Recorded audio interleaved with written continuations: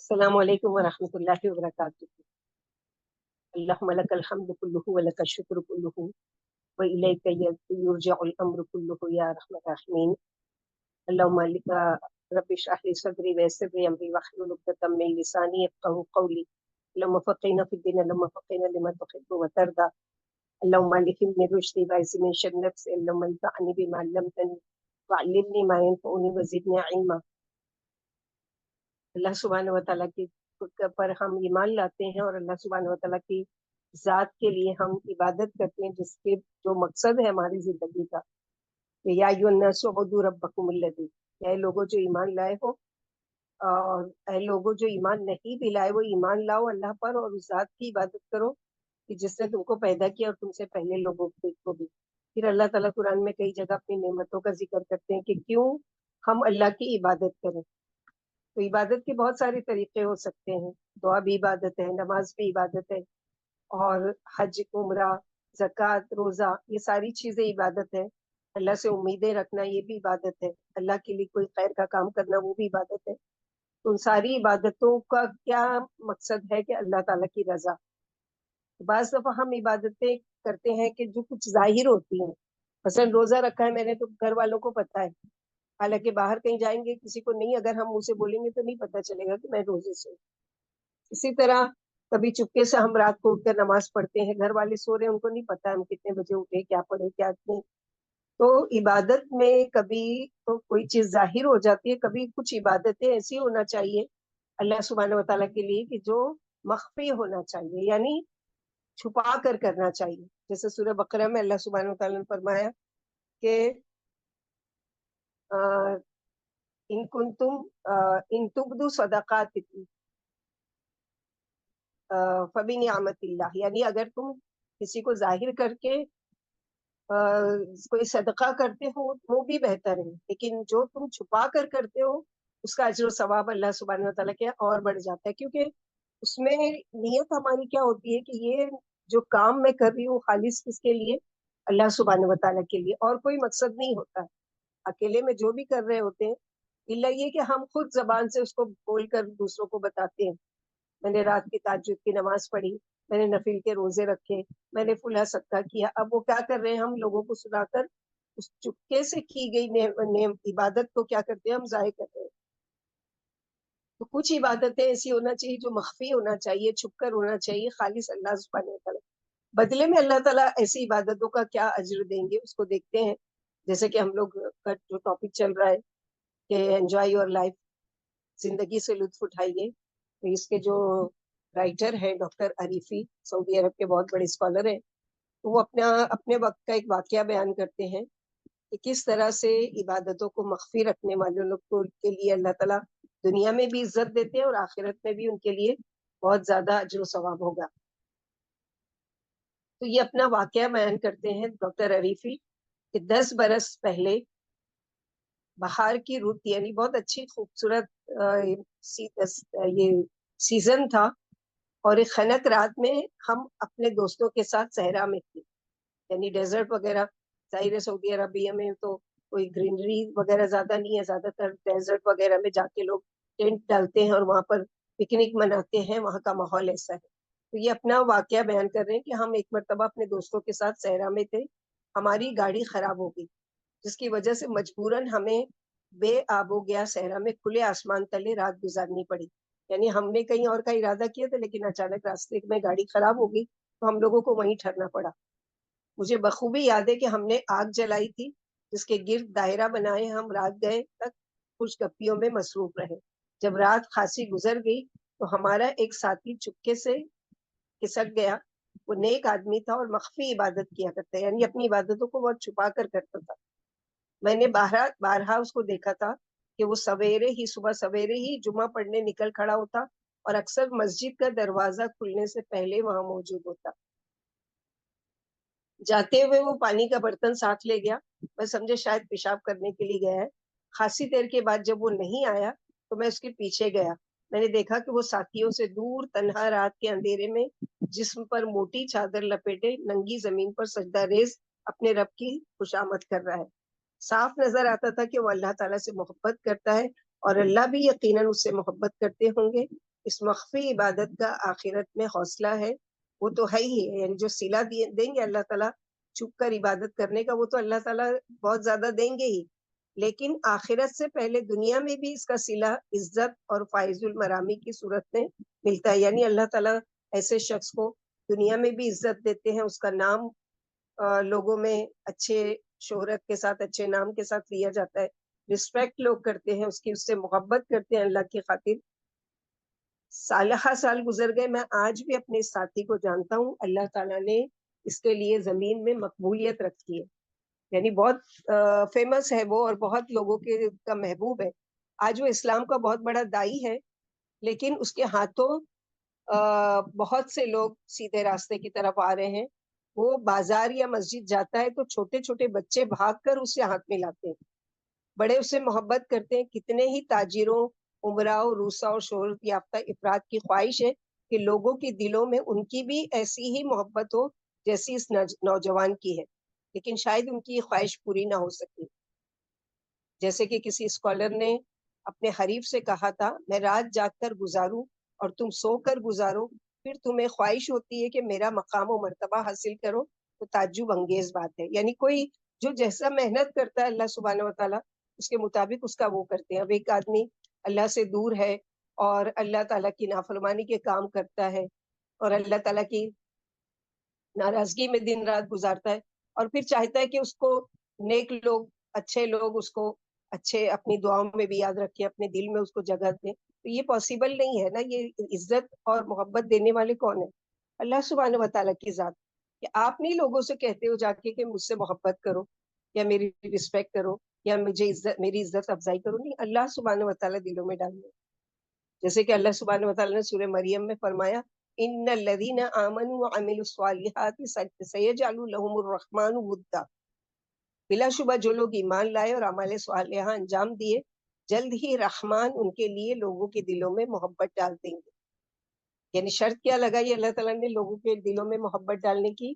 کہ نمبر 1 وہ ایمان والا ہو اور اعمال صالحہ انجام دینے والا۔ تو اعمال صالحہ خالی یہ نہیں ہے کہ کلمہ پڑھ لیا، روزہ رکھ لیا، نماز پڑھ لیے، عمرہ کر لیا، حج کر لیے، زکوٰۃ دے دیے، بہت سارے لوگوں کے ساتھ معاملات بھی، تجارت کرنا بھی، لوگوں کے ساتھ لین دین کرنا بھی، اخلاق کے ساتھ پیش آنا بھی، یہ ساری چیزیں اعمال صالحہ میں آتی، جس کی لسٹ بہت لمبی ہے۔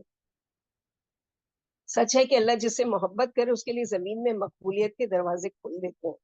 اللہ تعالیٰ ہی اس کے لیے وہ کرتے ہیں، وہ خود نہیں چاہتا، لیکن اللہ تعالیٰ خود دلوں میں لوگوں کے محبت ڈال دیتے ہیں اور لوگوں میں وہ فیمس ہو جاتا ہے، مشہور ہو جاتا ہے اللہ کی خاطر۔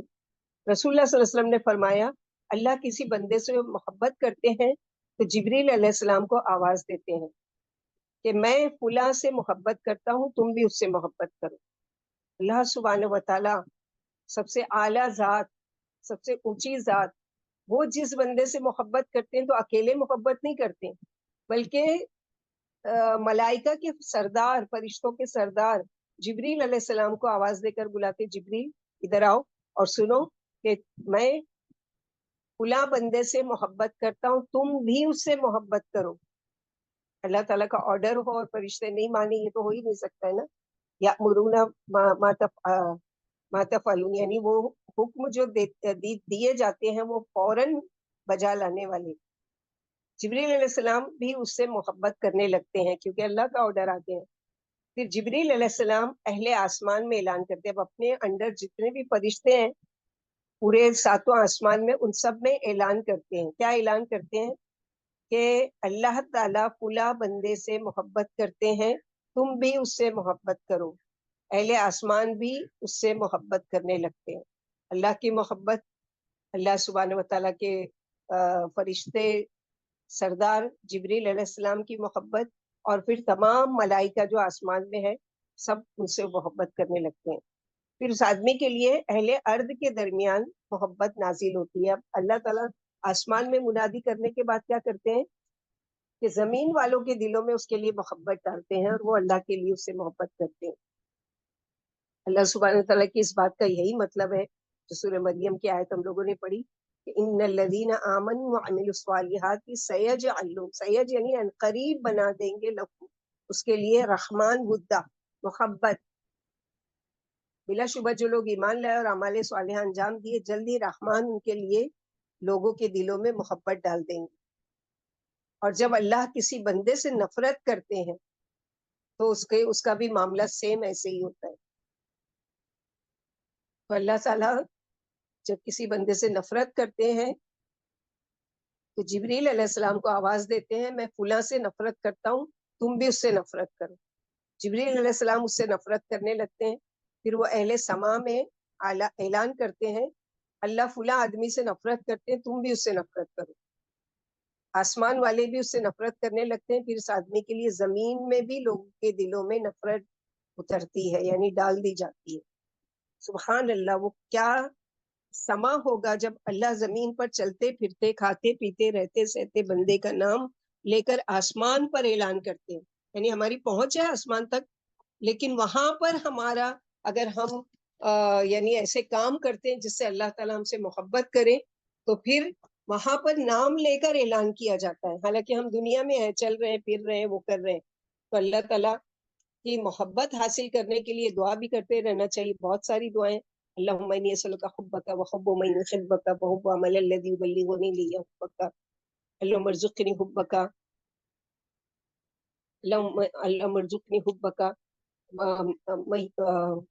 اللہم ارزقنی حبک. وہ بھی دعا ہے کہ اللہ تعالیٰ اس کے لیے قوت اور طاقت دو. یہ ساری چیزیں بہت ساری دعائیں ہیں مسنون اس سے ثابت ہے. اور صرف دعا مانگ کے نہیں کہ چلو اللہ تعالیٰ محبت کریں گے اور جبریل علیہ السلام بھی محبت کریں گے اور پھر آسمان والے بھی ہم سے محبت کریں گے، پھر زمین والے بھی، لہٰذا میں اللہ سے دعا ہی مانگتے ہیں. اعمال ویسے کرنے ہیں کہ جو اللہ کی پسندیدہ. اللہ سے خود ہی پوچھنا ہے، اللہ فقین لما تحب و ترضى، اللہ تعالیٰ مجھے وہ یعنی وہ فقہ، وہ چیز میرے دل میں ڈال دو کہ جو آپ کی پسند کا کام ہے اور آپ کے مخلوق کے فائدے کا ہے، وہ چیز میرے دل میں ڈال دو تاکہ میں آپ کی محبت حاصل کرنے کا ذریعہ بنوں. تو آسمان میں اللہ تعالیٰ اعلان کر رہے ہیں، نام لے کر اعلان کر رہے ہیں کہ میں فلاں آدمی سے محبت کرتا ہوں، تم بھی اس سے محبت کرو. جلیل القدر صحابی زبیر بن عوام کہا کرتے تھے، تم میں سے جو شخص ایسا کر سکے کہ اس کا کوئی صالح عمل پوشیدہ رہے تو وہ ضرور ایسا کرے. یعنی بہت سارے اعمال ایسے ہیں کہ جو اللہ سبحانہ و تعالیٰ کی محبت پانے کا ذریعہ ہے. اس میں سے ایک عمل یہ بھی ہے، جیسے زبیر بن عوام کہتے ہیں کہ تم میں سے جو شخص ایسا کر سکتا ہے وہ یہ کرے کہ اپنی عبادات کو، اپنی جو عمل صالح ہے اس کو پوشیدہ رکھنے کی کوشش کرے. مثلا رات کو پابندی سے نماز پڑھنا، چاہے وہ وتر کی ایک رکعت ہی کیوں نہ ہو. جسے آدمی نماز عشاء کے متصل بعد یا سونے سے قبل یا فجر کی نماز سے پہلے ادا کرتا ہے.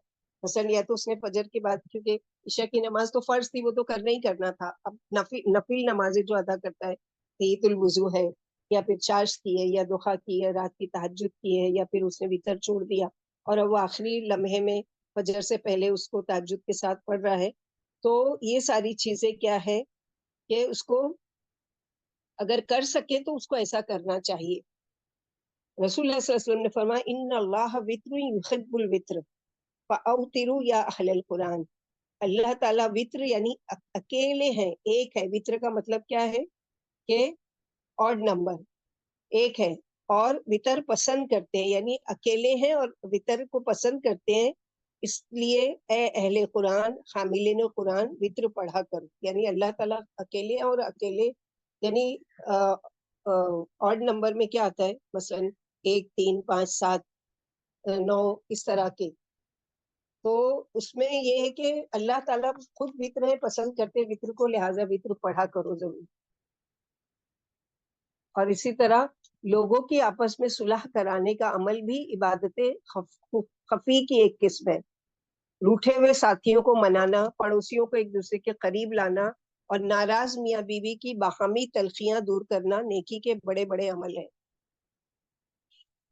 رسول اللہ صلی اللہ علیہ وسلم کا ارشاد ہے، کیا میں تم لوگوں کو ایسا عمل نہ بتاؤں جو نماز، روزے اور صدقے سے افضل ہے؟ صحابہ کرام نے عرض کیا کہ یا رسول اللہ صلی اللہ علیہ وسلم ضرور بتائیے. آپ صلی اللہ علیہ وسلم نے فرمایا، آپس میں صلح کرانا. آپس میں صلح کرانا مثلا یہ کہ اب دو لوگ کبھی سالوں سے ایک دوسرے سے بات ہی نہیں کر رہے ہیں، ایک دوسرے کی شکل بھی دیکھنا نہیں چاہتے, ایک دوسرے کے پاس آنا بھی نہیں چاہتے. کبھی شادی بیاہ میں یا کہیں بھی ان کا آمنا سامنا ہو جاتا ہے, وہ منہ موڑ کے ادھر چلا گیا, وہ منہ موڑ کے ادھر چلا گیا. اب ایک کے دل میں یہ چیز آ رہی ہے کہ یہ اچھا نہیں لگ رہا ہے کہ اس طرح کا, ان کی آپس میں کیسے صلح کرائی جائے. تو وہ جا کے چپکے سے کوشش کرتا ہے, وہ اعلان نہیں کر رہا ہے کہ آؤ اور یہ کرو, وہ چپکے سے کوشش کرتا ہے, اس کے دل میں اس سے بات کرتا ہے کہ تم اس سے ملو. اور اس میں اگر جھوٹ بھی بولا جائے تو یہ جھوٹ جائز ہے. کسی کی صلح کرنے میں اگر جھوٹ بھی بولا جائے تو یہ جھوٹ بولنا اللہ کے یہاں, اللہ کے نزدیک جائز ہے. حالانکہ ویسے جھوٹ بولنا منع کیا گیا, کبیرہ گناہوں میں سے ہے. مثلا جھوٹ آپ کیا بولتے ہو کہ جیسے دو لوگ ناراض ہیں, اس کو جا کے بولتے کہ تم اس کا نام لوگے جس کے بارے میں اس سے ناراضگی ہے, تو وہ فوراً یہ کہے گی یا کہے گا کہ اس کے بعد بھی مت کرو, اس کا نام بھی مت لو. ارے ایسے کیوں بول رہے ہو, وہ تو تم سے اتنی محبت کرتی ہے, وہ تو تم سے ملنا چاہتی ہے, وہ تو تمہارے ساتھ دعا سلام کرنا چاہتی ہے. حالانکہ اس کا نہیں ہے یہ تھنکنگ, وہ بھی اس کی طرح غصے میں بھری ہوئی ہے. لیکن آپ نے وہاں پر دو لکھو, اچھا تو اس کے دل میں نرمی, اچھا وہ ایسا چاہتی ہے اور وہ کرتی ہے, پھر دوسرے کے پاس جا کے اس طرح کی. تو یہ چیزیں کیا ہے, دونوں کو ہی نہیں پتا, اور آپ نے یہ رول ادا کیا. مزید فرمایا آپس میں فساد ڈالنا دین کو مونڈ کر صاف کر دینے والا کام ہے. یعنی آپس میں کسی کو لڑانا, جیسے صلح کرنے کا اتنا بڑا جو ثواب ہے, ویسے ہی فساد کرنا لوگوں کے بیچ میں, یعنی اس کی بات اس کو پہنچا دینا, اس کے بعد اس کو پہنچا دینا, تاکہ دونوں کے دلوں میں کیا ہے, ایک دوسرے کے لیے نفرت پیدا ہو اور ہمیشہ ہمیشہ کے لیے قطع تعلق ہو جائے. تو یہ بھی کیا ہے, دین کو مونڈ کر صاف کر دینے والی, یعنی دین ہی جیسے آپ نے ختم کر دیا پورا. اللہ کا کثرت سے ذکر کرنا بھی ایک بڑی اور مخفی عبادت ہے. فطری طور پر جو آدمی کسی سے محبت کرتا ہے اس کا بکثرت ذکر کرتا ہے. یعنی کسی کو دیکھے ہوئیں گے مثلاً کہ کوئی, جیسے کوئی فرینڈس ہوتے ہیں آپس میں یا سہیلیاں ہوتی ہیں, اب وہ اتنی بار وہ اپنی فرینڈ کا ذکر کرتی ہے, کرتا ہے کہ کیونکہ اس کو اس سے محبت ہے, بار بار اس کا کوئی نام, بار بار اس کی کوئی بات, بار بار اس کا کوئی وہ چیز, کہ اس طرح سے. تو اللہ سبحانہ و تعالیٰ کی ذات ایسی ہے کہ سب سے زیادہ ہم کو کیا ہے, اللہ سے محبت ہونا چاہیے اور اللہ کی خاطر محبت ہونا چاہیے. اور جب محبت ہوگی تو کیا ہوگا, اللہ تعالیٰ ہمیشہ ہم کو یاد رہیں گے اور ہم اللہ کا ذکر کرتے رہیں گے. تو یہ بھی مخفی عبادت ہے. یعنی آپ خاموشی سے کہیں جا رہے ہو یا کہیں بیٹھے ہو, خاموشی سے چپ چاپ بیٹھے اور اب آپ اپنی زبان سے استغفر اللہ, سبحان اللہ, الحمدللہ, ولا الہ الا اللہ کر رہے ہو, تو یہ کیا ہے کہ محفل میں ہوتے ہوئے بھی, لوگوں کی گیدرنگ میں ہوتے ہوئے بھی آپ کیا کر رہے ہو, اللہ سبحانہ و تعالیٰ کو یاد کر رہے ہو. حدیث میں آئے کہ رسول اللہ صلی اللہ علیہ وسلم نے فرمایا, کیا میں تم لوگوں کو بہترین عمل کے بارے میں نہ بتاؤں جو تمہارے رب کے نزدیک بہت پاکیزہ اور تمہارے درجات کو بہت بلند کرنے والے لیے سونے اور چاندی کا عطیہ کرنے سے بہتر ہے. یعنی تم سونا اور چاندی خرچ کرو, اس سے بہتر میں تم کو یہ عمل بتا رہا ہوں. کون سا عمل ہے؟ اور اس امر سے بھی بہتر ہے کہ دشمن سے تمہارا آمنا سامنا ہو, تم ان کی گردنیں مارو اور تمہاری گردنیں مارو.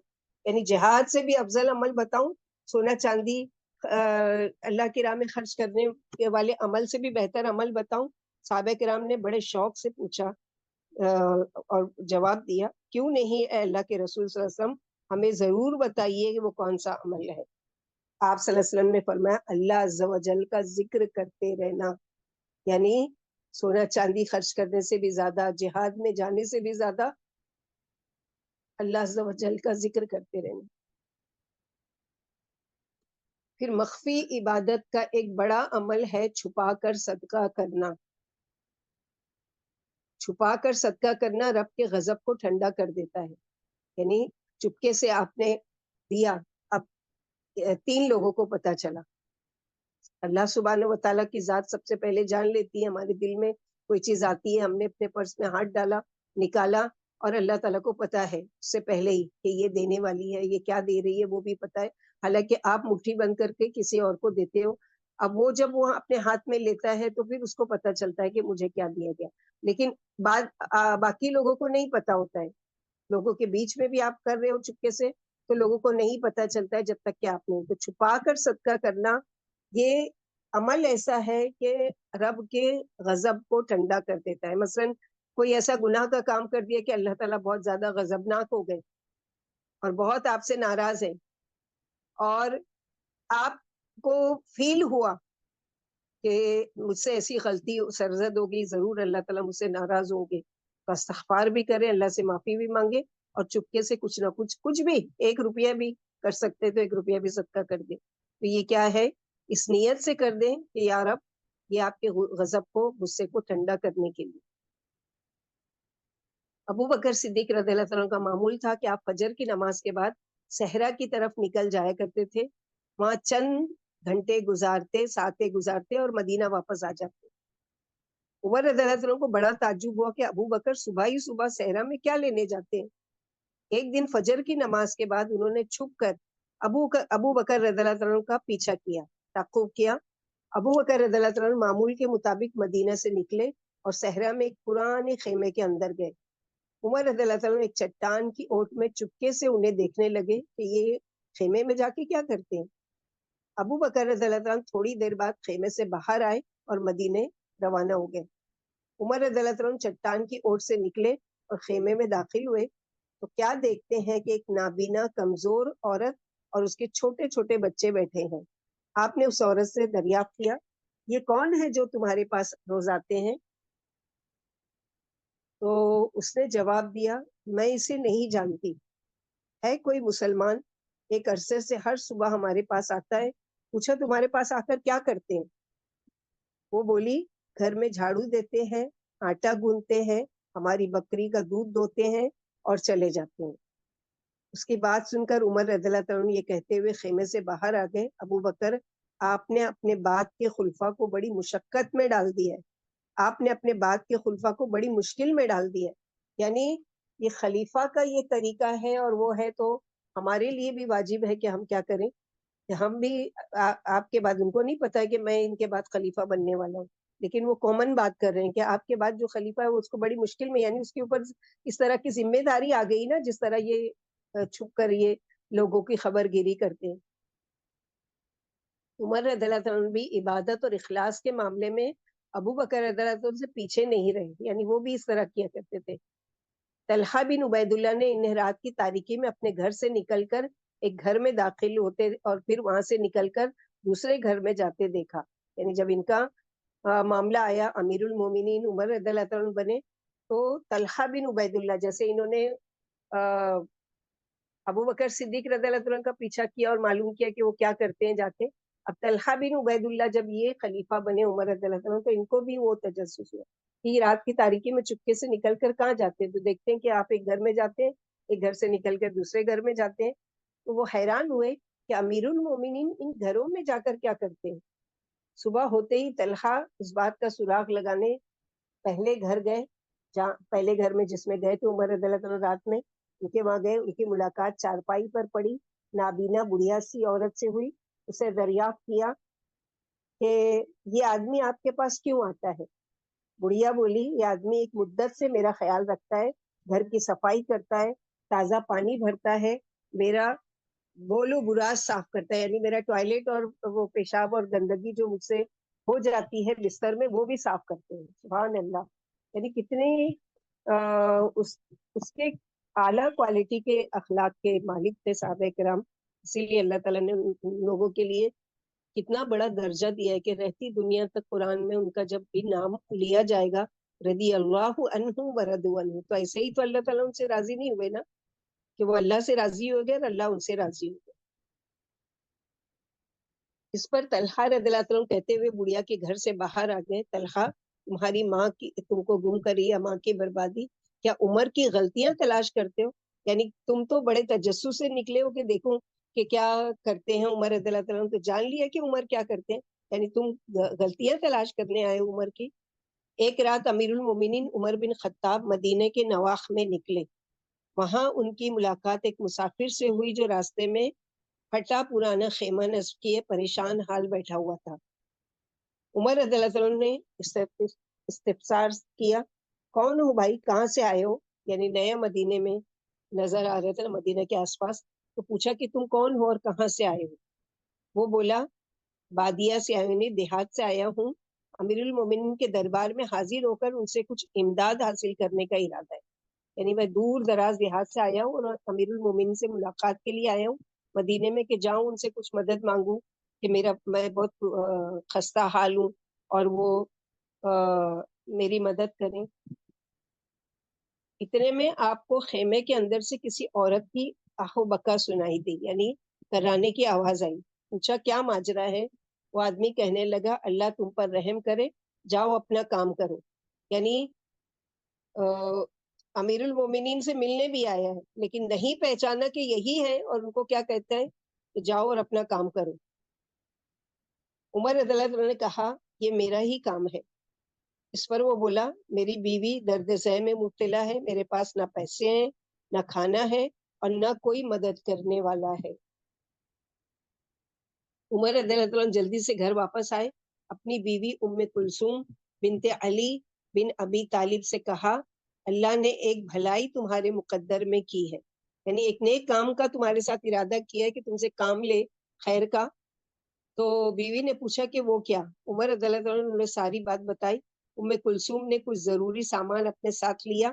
عمر رضی اللہ عنہ نے ایک بورے میں کچھ غلہ، ایک ہانڈی اور چند لکڑیاں ڈالی، اور دونوں میاں بیوی مسافر کے خیمے کی طرف چل پڑے۔ ام کلثوم خیمے کے اندر اس عورت کے پاس گئیں اور عمر رضی اللہ عنہ باہر آدمی کے قریب بیٹھے۔ انہوں نے آگ جلائی اور لکڑیوں میں پھونک پھونک کر اسے بھڑکانے لگے۔ آگ جلی تو انہوں نے ہنڈیاں چڑھا دی۔ دھواں عمر رضی اللہ عنہ کی داڑھی کے درمیان سے گزر گزر کر اڑ رہا تھا۔ آدمی بیٹھا انہیں حیرت سے دیکھ رہا تھا۔ اس دوران میں اندر سے ام کلثوم کی آواز آئی امیر المومنین اپنے ساتھی کو بیٹے کی خوشخبری سنائیے۔ آدمی نے چونک کر پوچھا امیر المومنین؟ اس نے گھبرا کر پوچھا آپ خلیفہ عمر بن خطاب ہیں؟ عمر رضی اللہ عنہ نے جذبات میں سر ہلائے کہ ہاں۔ وہ آدمی پریشان اور مرعوب ہو کر ذرا پیچھے ہٹنے لگا۔ آپ نے کہا اپنی جگہ بیٹھے رہو۔ پھر عمر رضی اللہ عنہ نے آگ پر سے ہنڈیا اٹھائی، اسے خیمے کے قریب لائے اور ام کلثوم کو آواز دی بہن کو کھانا کھلا دو، یعنی ہم نے کھانا تیار کیا ہے اور ان کو کھانا کھلا دو۔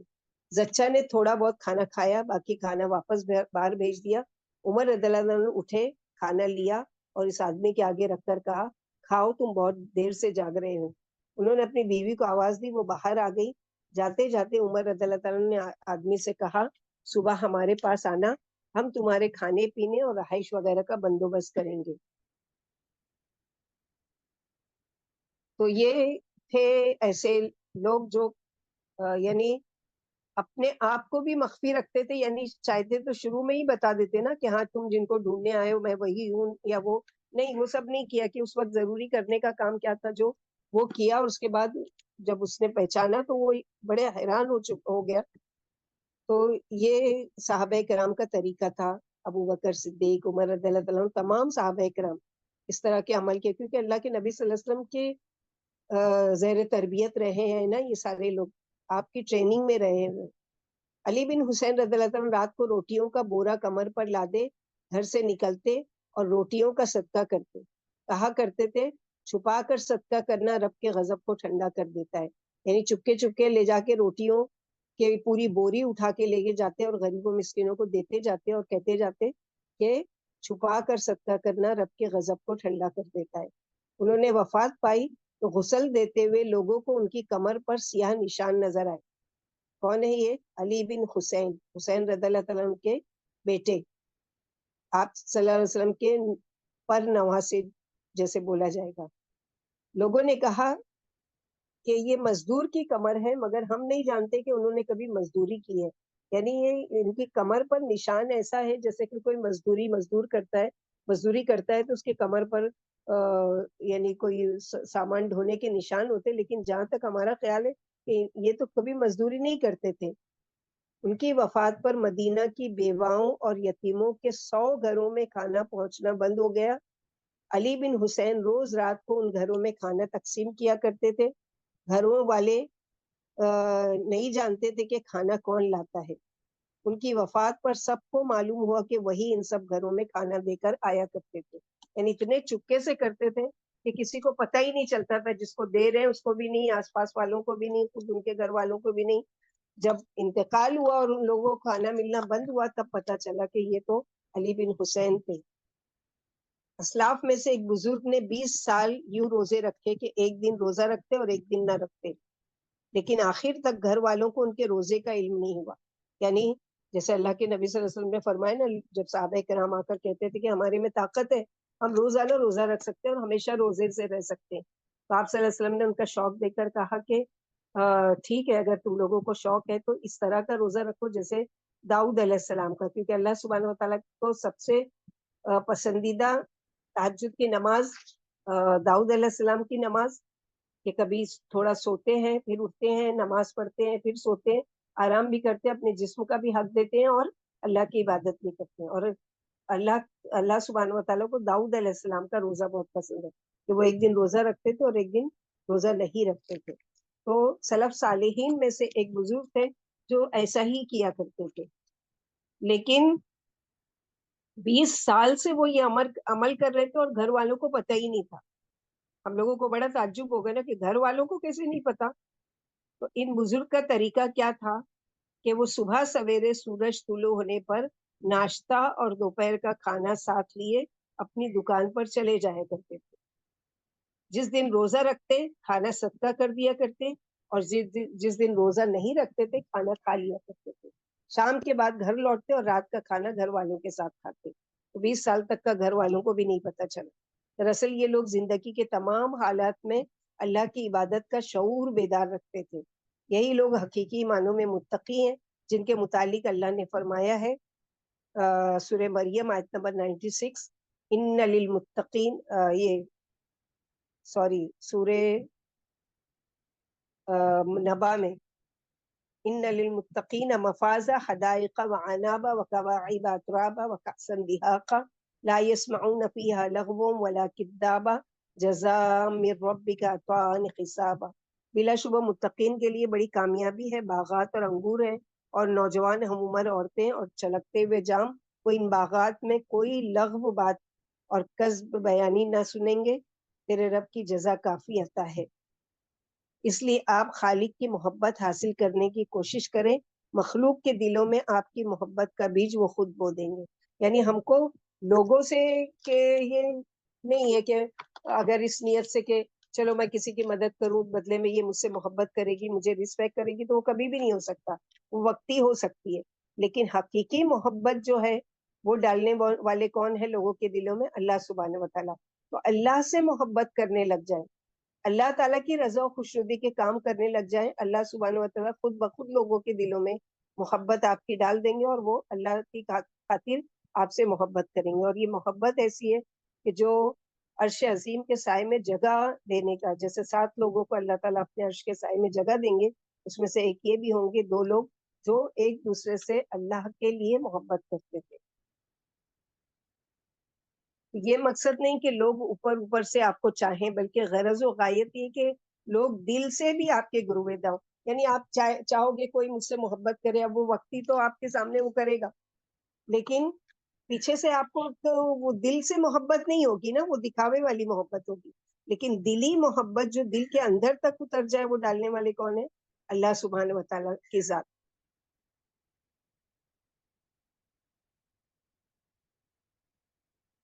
کبھی کبھی ایسا ہوتا ہے کہ ہم کسی محفل میں اور کوئی ایسی بات کوئی کہہ دیتا ہے کہ جس کی وجہ سے کیا ہوتا ہے، ہم کو بہت ہرٹ ہوتا ہے، بہت زیادہ برا لگتا ہے. تو یہ پوچھ رہے ہیں کیا آپ کی زندگی میں کبھی ایسا پرپیش لمحہ بھی آیا ہے جب کسی شخص نے بھری محفل میں کوئی تیکھی بات کہہ کر آپ کو ہرٹ کر دیا، یا کسی شخص نے آپ کے لباس، آپ کی بات یا آپ کے انداز کا مذاق اڑایا، جسے سن کر آپ کے چہرے پر ہوائیاں اڑنے لگی اور پریشانی کے آثار نمایاں ہوئے؟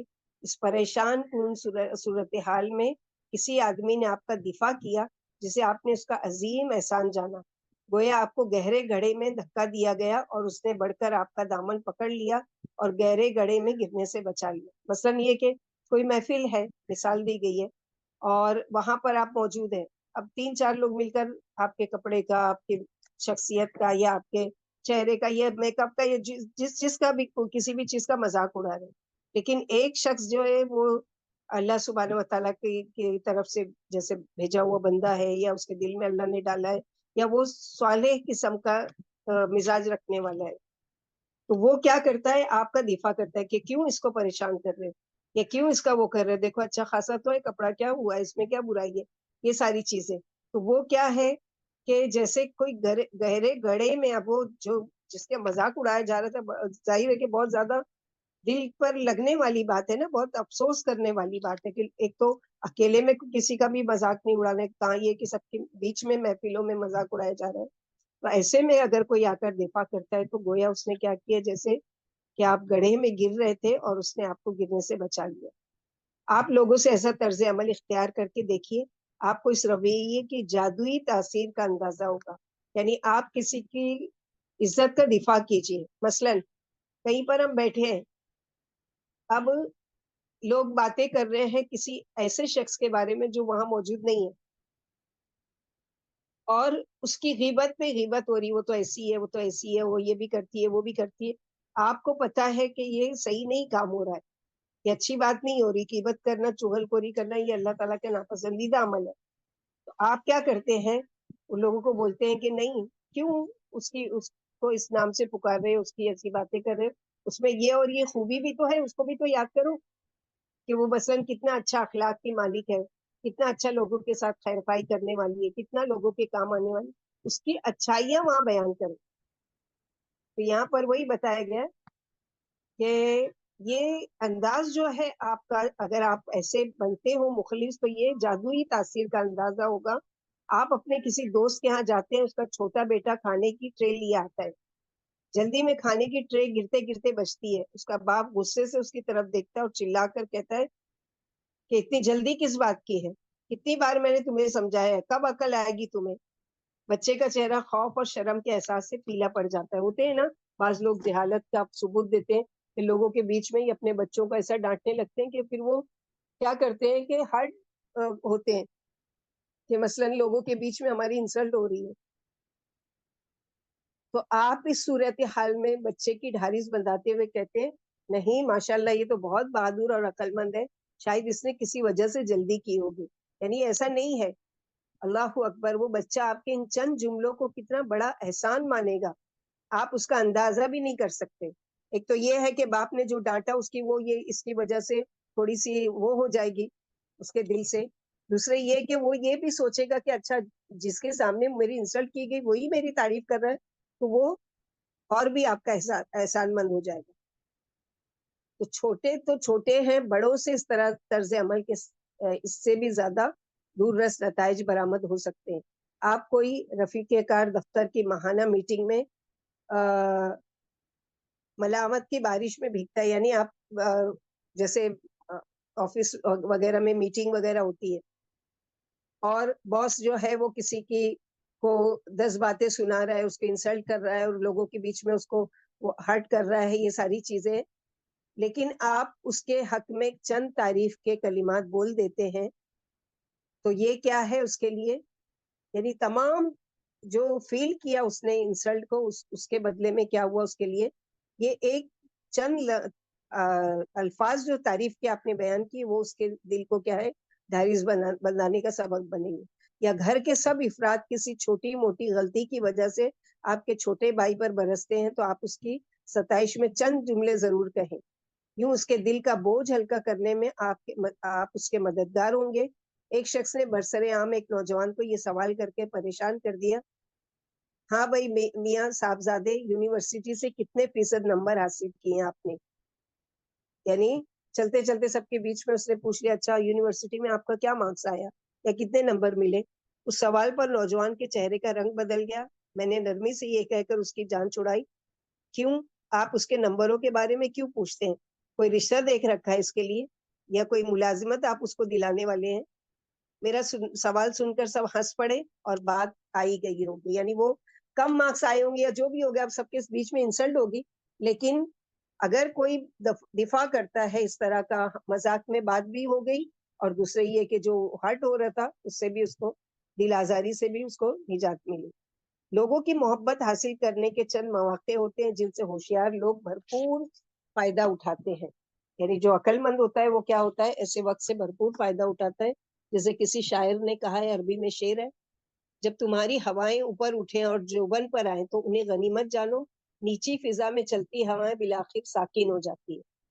عبداللہ بن مسعود رضی اللہ عنہ رسول اللہ صلی اللہ علیہ وسلم کے ہمراہ تھے، ان دونوں کا گزر ایک درخت کے پاس سے ہوا۔ نبی صلی اللہ علیہ وسلم نے عبداللہ سے کہا درخت پر چڑھو اور میرے لیے مسواک توڑ کر لاؤ۔ ابن مسعود جو بہت پتلے دبلے بدن کے نوجوان شخص تھے، درخت پر چڑھے اور مسواکیں توڑنے لگے۔ ہوا آئی اور ان کا کپڑا ذرا اوپر اٹھ گیا، یعنی کوئی تہبند یا لنگی وغیرہ پہنے ہوں گے، ہوا کی وجہ سے ان کا کپڑا اوپر اٹھ گیا، جس سے ان کی پتلی پتلی جو ٹانگیں ہیں، پنڈلیاں ہیں، وہ نظر آنے لگی۔ آس پاس کھڑے لوگ ان کی دبلی پتلی پنڈلیاں دیکھ کر ہنسنے لگے۔ رسول اللہ صلی اللہ علیہ وسلم نے دریافت کیا، آپ لوگ کیوں ہنستے ہو؟ کیا اس نوجوان کی دبلی پتلی پنڈلیاں دیکھ کر آپ کو ہنسی آ رہی ہے؟ قسم اس ذات کی جس کے ہاتھ میں میری جان ہے، یہ دونوں پنڈلیاں میزان میں احد پہاڑ سے زیادہ وزنی ہوں گی۔ کیسے اللہ کے نبی صلی اللہ علیہ وسلم نے دفاع کیا، یعنی لوگ مذاق اڑا رہے، ظاہر ہے کہ عبداللہ بن مسعود کو اچھا تو نہیں لگا ہوگا نا کہ لوگ میری ٹانگوں کا مذاق اڑا رہے ہیں، میری پنڈلیاں۔ آپ صلی اللہ علیہ وسلم نے کس طرح دفاع کیا کہ ان کی پتلی پنڈلیوں کا، ان کی ٹانگوں کا مذاق اڑا رہے ہو؟ اللہ کی قسم، قیامت کے دن میزان میں ایک طرف ان کی یہ دو پنڈلیاں ہوں گی اور ایک طرف احد پہاڑ کے برابر، یعنی اللہ تعالیٰ اس سے بھی زیادہ وزنی ان کی پنڈلیاں ہوں گی۔ عبداللہ بن مسعود رضی اللہ عنہ کے جذبات و احساسات کیا ہوں گے جب لوگ ان پر ہنسے اور رسول اللہ صلی اللہ علیہ وسلم نے ان کا دفاع کرتے ہوئے ان کے لیے تعریفی کلمات کہے۔ لوگوں کی محبت اور توجہ حاصل کرنے کے چند مواقع یہ بھی ہوتے ہیں کہ جن سے بیدار مغز لوگ ہی فائدہ اٹھاتے ہیں، یعنی یہ بھی ایک محبت حاصل کرنے کا ذریعہ ہے کہ کسی کی عزت کا دفاع کر دینا، کسی کے لیے اچھے بول دینا، کسی کے لیے کوئی تسلی کی باتیں کر لینا کہ جس سے آپ اس کا غم تو نہیں بانٹ سکتے، لیکن تسلی کے چند الفاظ اگر بول دیتے ہو تو اس سے کیا ہے، اس کے دل کو تھوڑی سی تحریض بن جاتی ہے، کوئی ہوپ دلا دیتے ہو، کوئی امید دلا دیتے ہو، یہ دعا پڑھ لو، اللہ تعالیٰ سے اس طرح سے مانگ لو، اللہ سبحانہ و تعالیٰ کو اس طرح پکارو، تو یہ ساری چیزیں کیا ایک تھوڑی سی اس کے غم میں کمی آنے کا سبب ہوتی ہے۔ پھر اسی طرح اللہ سبحانہ و تعالیٰ نے اگر ہم لوگوں کو کوئی نعمت دی ہے تو ظاہری تراش خراش کا اہتمام بھی کرنا چاہیے، یعنی وہ نعمتوں کا اظہار ہونا چاہیے، فخریہ طور پر نہیں، اترانا نہیں ہے، تکبر نہیں کرنا ہے، لیکن اچھا پہننا، اچھا کھانا، اچھے گھر میں رہنا، اچھے سواری کا استعمال کرنا، اچھے طریقے سے یعنی اپنے آپ کو مینٹین کر کے رکھنا، یہ منع نہیں کیا گیا۔ ایک روز امام ابو حنیفہ رضی اللہ عنہ طلباء کو مسجد میں بیٹھے پڑھا رہے تھے، ان کے گھٹنے میں درد تھا، اس لیے انہوں نے پاؤں پسار کر دیوار سے ٹیک لگا رکھی تھی۔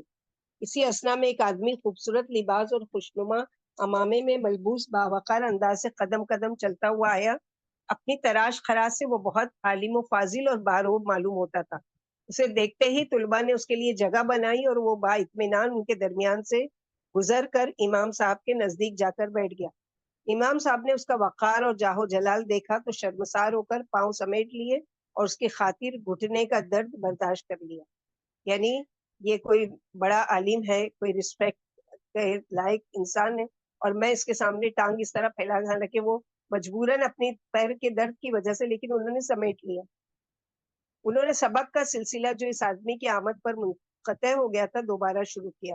وہ آدمی بغور سنتا رہا۔ سبق جب ختم ہوا تو سوال و جواب کا مرحلہ آیا، طلباء مختلف سوال پوچھنے لگے۔ اس آدمی نے بھی اپنا ہاتھ کھڑا کیا، شیخ اس کی طرف متوجہ ہوئے اور دریافت کیا، آپ کا کیا سوال ہے؟ وہ بولا، یا شیخ مغرب کی نماز کا وقت کب ہوتا ہے؟ انہوں نے جواب دیا، جب سورج غروب ہو جائے۔ اس نے کہا، رات کا وقت ہو جائے اور سورج غروب نہ ہو تو پھر؟ اس پر امام ابو حنیفہ نے ہنس کر کہا، لو بھائی، ابو حنیفہ کے پاؤں پھیلانے کا وقت آ گیا ہے۔ یعنی یہ اتنا بھی سینس نہیں ہے کہ یعنی مذاق انہوں نے کیسے کیا کہ لو بھائی، ابو حنیفہ کے پاؤں پھیلانے کے، یعنی میں اس کو بڑا عالم اور وہ سمجھ رہا تھا، اور اس کو اتنی کامن سینس بھی نہیں ہے کہ جب رات آتی ہے تو اندھیرا ہو جاتا ہے، تبھی تو رات آتی ہے اور تبھی تو مغرب کا وقت شروع ہوتا ہے۔ یہ کہہ کر انہوں نے اپنے پاؤں پہلے کی طرح پسار لیے اور اس فضول اور الٹے سوال کا جواب نہیں دیا۔ بھلا یہ کیوں کہ ممکن ہے کہ رات آ جائے اور سورج غروب نہ ہو؟ آپ پر پڑنے والی پہلی نظر سامنے والے کے ذہن پر آپ کی شخصیت کے 70% سے زائد حصے کا عکس ڈال دیتی ہے، لیکن نہیں، شاید پہلی نظر سے آدمی کی شخصیت کے 95% حصے کا نقش سامنے والے کے ذہن میں بیٹھتا ہے. بات کرنے اور اپنا تعارف کرانے کے بعد یہ تناسب کم یا زیادہ ہو جاتا ہے. یعنی کوئی سامنے سے آیا, اب اس کے بارے میں شکل سے کچھ لوگ اندازہ لگاتے کہ یہ بہت ذہین ہوگا اور یہ بہت خوش اخلاق ہوگا یا پھر وہ ہوگا. اب جب وہ بات کرتا ہے تو پتہ چلتا ہے کہ ہاں آپ نے جو سوچا اس کے بارے میں واقعی ویسے ہی ہے یا پھر اس سے کمتر ہے یا اس سے زیادہ ہے. یہ اس سے بات کرنے پر پتہ چلتا ہے. آپ کبھی ہاسپٹل یا کسی آفس کی راہداری میں چلتے ہوئے بیرونی دروازے کی طرف جا رہے ہوں اور آپ کے پہلو میں کوئی صاف خوبصورت کپڑوں میں ملبوس آہستہ خرامی سے چل رہے ہوں تو دروازے پر پہنچ کر غیر شعوری طور پر آپ ان کی طرف متوجہ ہو کر پہلے گزرنے کی پیشکش کرتے ہیں. آپ اپنے کسی دوست کے ہاں جائیں اور اس کے کمرے کو بے ترتیب پائیں تو آپ کو فوراً اندازہ ہو جائے گا کہ یہ شخص لاوالی اور بے قاعدہ ہے. لوگوں کے لباس اور ان کی تراش خراش سے بھی یہی اندازہ لگایا جا سکتا ہے. یعنی کوئی خوش لباس ہے وہ بھی سمجھ میں آ جاتا ہے کہ یہ کتنا اچھے رہن سہن کا مالک ہے اور صفائی پسند ہے اور اچھے یعنی سلیقہ مند ہے. اور بعض لوگ ہوتے ہیں کہ ان کے کپڑے, ان کے حال حلیے, ان کے رہنے سہنے کے طریقے سے ہی سمجھ میں آ جاتا ہے کہ کس طرح کے وہ ہیں. رسول اللہ صلی اللہ علیہ وسلم سماجی زندگی کے اس پہلو پر خصوصی توجہ دیا کرتے تھے. آپ عیدین اور جمعہ کی نمازوں میں کپڑوں کا خوشنما جوڑا پہن کر آیا کرتے تھے. یعنی عیدیں ہیں دو, عید الضحیٰ, عید الفطر, اور جمعہ میں خاص طور پر خوشنما جوڑا پہن کر آیا کرتے تھے. مدینہ آنے والے وفود کے استقبال و خیر مقدم کے لیے بھی آپ نے خوبصورت جوڑا سلوائے. یعنی بہت سارے گروہ در گروہ لوگ آتے تھے آپ سے ملنے کے لیے, اسلام معلوم کرنے کے لیے. تو جب ایسا کوئی گروہ آنے والا ہوتا تھا تو خاص آپ نے جوڑا سلوا کر رکھا تھا کہ ان لوگوں سے ملنے کے لیے, جسے وقتاً فوقتاً پہنا کرتے تھے. آپ اپنی تراش خراش اور زیب و زینت کا خیال رکھا کرتے تھے. آپ کو خوشبو سے بہت پیار تھا. یعنی ایسے نہیں ہے کہ ظاہر ہے کہ اللہ کے رسول ہمارے لیے کہ اس میں حسنہ لقد کان لکم فی رسول اللہ اسوۃ حسنہ, کہ رسول اللہ صلی اللہ علیہ وسلم تمہیں بہتر سب سے زیادہ خوش لباس, خوش شکل, خوش اخلاق, ہر کوالٹی جو بہترین ہونا چاہیے وہ کس میں تھی؟ اللہ کے رسول صلی اللہ علیہ وسلم نے. کہ اچھا لباس بھی پہنتے تھے, خوشبو بھی استعمال کرتے تھے, اپنی بالوں کو بھی اچھا سنوار کر رکھتے تھے. ایک کتاب ہے کہ رسول اللہ صلی اللہ علیہ وسلم کے لیل و نہار, اس میں کس طرح سے اللہ کے نبی صلی اللہ علیہ وسلم کی ایک ایک بات کو مینشن کیا گیا. کیسے آپ سوتے تھے, کیسے آپ کپڑے پہنتے تھے, کیسے آپ جوتے پہنتے تھے, کیسے آپ بال بناتے تھے, کیسے یہ ساری چیزیں. انس رضی اللہ عنہ کا بیان ہے کہ رسول اللہ صلی اللہ علیہ وسلم کا رنگ کھلتا ہوا چمکدار تھا. آپ جھک کر چلتے تھے. میں نے ایسا ریشم نہیں چھوا جو رسول اللہ صلی اللہ علیہ وسلم کی ہتھیلی سے زیادہ نرم ہو. اب یہ انس رضی اللہ عنہ کون ہے؟ جو 10 سال تک آپ صلی اللہ علیہ وسلم کی خدمت میں رہے. یعنی ہر لمحہ ہر وقت آپ کے ساتھ موجود ہوتے تھے کہ کب آپ کو کسی چیز کی ضرورت ہو اور میں حاضر کروں. اور ان کی والدہ ام سلیم, وہ چھوٹے بچے ہیں, ان کا ہاتھ پکڑ کر لا کے دیتی, یا رسول اللہ میں اس کو آپ کی خدمت میں دیتی ہوں, آپ اس کے ساتھ جیسا بھی چاہیے سے خدمت لیجیے. اور وہ رات دن آپ کے رسول کی خدمت میں. تو وہ بتاتے ہیں کہ آپ صلی اللہ علیہ وسلم کا جو ہاتھ مبارک تھا اس ریشم سے بھی کہیں زیادہ ملائم تھا اور ہتھیلی سے زیادہ نرم ہو, اور نہ آج تک ایسی خوشبو سونگھی ہے جو رسول اللہ صلی اللہ علیہ وسلم کی خوشبو سے زیادہ اچھی ہو. یعنی آپ صلی اللہ علیہ وسلم کے تو پسینے میں بھی خوشبو آتی تھی. آپ کا ہاتھ ایسا خوشبودار تھا گویا ابھی ابھی عطر فروش کے مرتبان سے نکالا گیا. یعنی جیسے عطر کی بوتل میں ہاتھ ڈال کے نکالا گیا, اس طرح کا کی خوشبو. جہاں جاتے پہلے آپ کی خوشبو وہاں پہنچ جاتی اور پتہ چل جاتا کہ آپ صلی اللہ علیہ وسلم آ رہے ہیں. انس رضی اللہ عنہ نے مزید بتایا کہ رسول اللہ صلی اللہ علیہ وسلم خوشبو کا تحفہ کبھی بھی رد نہیں کیا کرتے. یعنی کوئی تحفہ دیتا خوشبو تو کبھی بھی آپ اس کو واپس نہیں کرتے تھے, بلکہ کیا ہے, قبول کرتے تھے. آپ کا چہرہ سب سے زیادہ خوبصورت اور سورج کی مانند روشن تھا. جب آپ خوش ہوتے تو چہرے سے نور چھلکتا اور وہ چاند کا ٹکڑا معلوم ہوتا.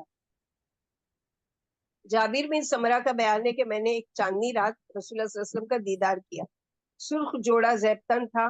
میں کبھی رسول اللہ صلی اللہ علیہ وسلم کو دیکھتا اور کبھی چاند پر نگاہ ڈالتا.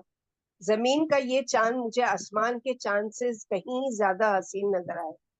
رسول اللہ صلی اللہ علیہ وسلم مسلمانوں کو بھی لباس کی زیب و زینت پر توجہ دینے اور اپنے حلیے کا خیال رکھنے کو کہا کرتے تھے. یعنی لوگوں کو بھی، آپ خود بھی اپنے کپڑوں کا بہت خیال رکھتے، صاف ستھرا کپڑا پہنتے، چاہے کہ اس پہ پیبند لگا ہوتا تھا یا جو بھی ہے، لیکن کپڑا دھلا ہوا اور صاف ستھرا ہوتا تھا اور خوشبو لگی ہوتی تھی. اور لوگوں کو بھی اس چیز کی رغبت دلاتے تھے کہ لوگوں اپنے گھر والوں کے بیچ میں بھی، بازاروں میں بھی، اور لوگوں کے بیچ میں بھی، مسجد میں اسپیشلی، کیونکہ اللہ سبحانہ وتعالیٰ نے تو حکم ہی دیا ہے خذوا زینتکم فی المساجد، کہ مساجد میں آتے ہوئے کیا ہے، اپنی زینت لے لیا کرو، یعنی اچھا لباس، اچھی خوشبو، اچھی تراش خراش کے ساتھ مسجد میں آیا کرو. ابو الاحوص کے والد بتاتے ہیں کہ میں گھٹیا درجے کا لباس پہنے نبی صلی اللہ علیہ وسلم کی خدمت میں ایک مرتبہ حاضر ہوا. آپ نے میرے کپڑے دیکھ کر دریافت فرمایا آپ کے پاس مال ہے؟ میں نے کہا کہ جی ہاں ہے میرے پاس مال. آپ نے کہا کیسا مال ہے تمہارے پاس؟ میں نے جواب دیا میرے پاس اونٹ ہیں، گائے ہیں، بکریاں ہیں، گھوڑے ہیں، غلام ہیں، سب کچھ ہے میرے پاس. اس پر آپ صلی اللہ علیہ وسلم نے فرمایا من ام اللہ علیہ نعمہ فإن اللہ یحب ان یرا اثر بنعمتہ علی عبدہ. یعنی حدیث کا مفہوم کیا ہے کہ آپ صلی اللہ علیہ وسلم نے ان کو کیا نصیحت کی کہ جسے اللہ نے کوئی نعمت عطا کی ہو تو اللہ پسند کرتے ہیں کہ وہ اپنے بندے پر اس نعمت کے اثرات دیکھے. مثلا اللہ تعالیٰ نے اچھا لباس دیا ہے آپ کو، اب آپ اس میں بخیلی کر رہے ہو، کنجوسی کر رہے ہو اور اچھا لباس نہیں پہنتے، اس کو سجا کے سنوار کے رکھے اور پھٹے پرانے کپڑے پہنے یا گندے سندے پہنے، تو یہ کیا ہے؟ اللہ تعالیٰ کی نعمت کی ناشکری. اسی طرح مال دیا ہے، اپنی حالت درست نہیں کرتے اور اس کو سنبھال کر صحت کر رکھ رہے ہو، جس کا ذکر اللہ تعالیٰ نے کیا الذی جمع مالا وعددا، کہ وہ شخص اتنا ہی برا ہے کہ مال کو جمع کر کے اور گن گن کر رکھتا ہے. تو نعمت کا اثر، اور اللہ سبحانہ وتعالیٰ نے تو سورہ جو دوحہ ہے اس کی آخری آیت میں ہی فرما دیا وَأَمَّا بِنِعْمَتِ رَبِّكَ فَحَدِّثْ. اللہ تعالیٰ نے جو بھی نعمت آپ کو دی ہے اس کا اظہار کیجیے. مثلا یہ کہ اس کو پہنیے، اس کے آپ کے چہرے سے، آپ کے لائف اسٹائل سے لوگوں کو سمجھنا کہ اللہ تعالیٰ نے اس کو بہت دیا ہے. اترانا نہیں ہے، تکبر نہیں کرنا ہے، گھمنڈ نہیں کرنا ہے، لوگوں کے بیچ میں اپنے آپ کو بڑی چیز نہیں سمجھنا ہے، لیکن جو کچھ ہے اچھی کنڈیشن میں اللہ تعالیٰ نے جب دیا ہے تو اپنی حالت کو اس طرح بنا کے رکھنا ہے کہ لوگوں کو لگے کہ اللہ تعالیٰ نے ان کو اپنی نعمتوں سے نوازا ہے. منع نہیں کیا گیا ہے اچھا کھانا کھانے، اچھے کپڑے پہننے، اچھے گھر میں رہنے، اچھی سواری استعمال کرنے، لیکن اللہ کے شکر کے ساتھ اور نعمت کو اللہ کی طرف منسوخ کر کے کہ یہ میرا ذاتی کمال نہیں ہے، اللہ تعالیٰ نے مجھے دیا، یہ نعمتیں میرے رب کی دی ہوئی ہے، لہٰذا میں اس کا اظہار کر رہی ہوں، یعنی اس کا مظاہرہ کر رہی ہوں، اور یہ اللہ کی رضا کے لیے کہ اللہ کا حکم ہے. جابر بن عبداللہ سے روایت ہے، انہوں نے کہا رسول اللہ صلی اللہ علیہ وسلم ہم سے ملنے ہمارے گھر ایک مرتبہ آئے، وہاں آپ نے ایک پورا گندا حال آدمی دیکھا جس کے بال بکھرے ہوئے تھے. آپ صلی اللہ علیہ وسلم نے فرمایا کیا یہ شخص کوئی ایسی شے نہیں پاتا جس سے اپنے بال سنوار لے؟ یعنی اس کے پاس کوئی کنگھی یا کوئی چیز نہیں ہے جس سے اپنے بالوں کو بنا لے اور وہ کر لے. آپ صلی اللہ علیہ وسلم نے ایک آدمی کو دیکھا جس نے میلے کچلے کپڑے پہن رکھے تھے. آپ صلی اللہ علیہ وسلم نے فرمایا کیا اسے پانی نہیں ملتا جس سے یہ اپنے کپڑے دھو لے یا نہا دھو کر صاف ستھرا رہے؟ آپ صلی اللہ علیہ وسلم نے فرمایا جس کا بال ہو وہ ان کا اکرام کرے. یعنی اللہ تعالیٰ نے اگر نعمت دی ہے کہ سر پر بال ہے تو اس کا اکرام کرے، اس کی عزت کرے، یعنی کس طرح سے کہ اس کو بنا سنوار کر رہے. رسول اللہ صلی اللہ علیہ وسلم لباس کی خوبصورتی اور تراش خراش کا خاص خیال رکھنے کی ترغیب دیا کرتے تھے اور ہمیشہ کہا کرتے تھے ان اللہ جمیل یحب الجمال. یاد رکھو اللہ حسین و جمیل ہے اور حسن و جمال کو پسند کرتے ہیں. یعنی جیسے اللہ تعالیٰ حسین ہے اور جمیل ہے اور خوبصورت ہے، ویسے ہی اپنے بندوں کے ساتھ بھی اللہ تعالیٰ چاہتے ہیں کہ میرے بندے بھی خوبصورت نظر آئے، میرے بندے بھی صاف ستھرے نظر آئے، میرے بندے بھی مجھے اچھی حالت میں نظر آئے. اللہ یہ کہ کوئی بہت مجبور ہے ہی نہیں اس کے پاس تو کیا کرے، وہ ایک الگ وہ ہے، لیکن ہے اور بخیلے سے کام لے یہ اللہ تعالیٰ کو پسند نہیں. آپ پر پڑنے والی پہلی نظر دیکھنے والے کے ذہن میں آپ کی شخصیت کے 70% حصے کا عکس ڈالتی ہے.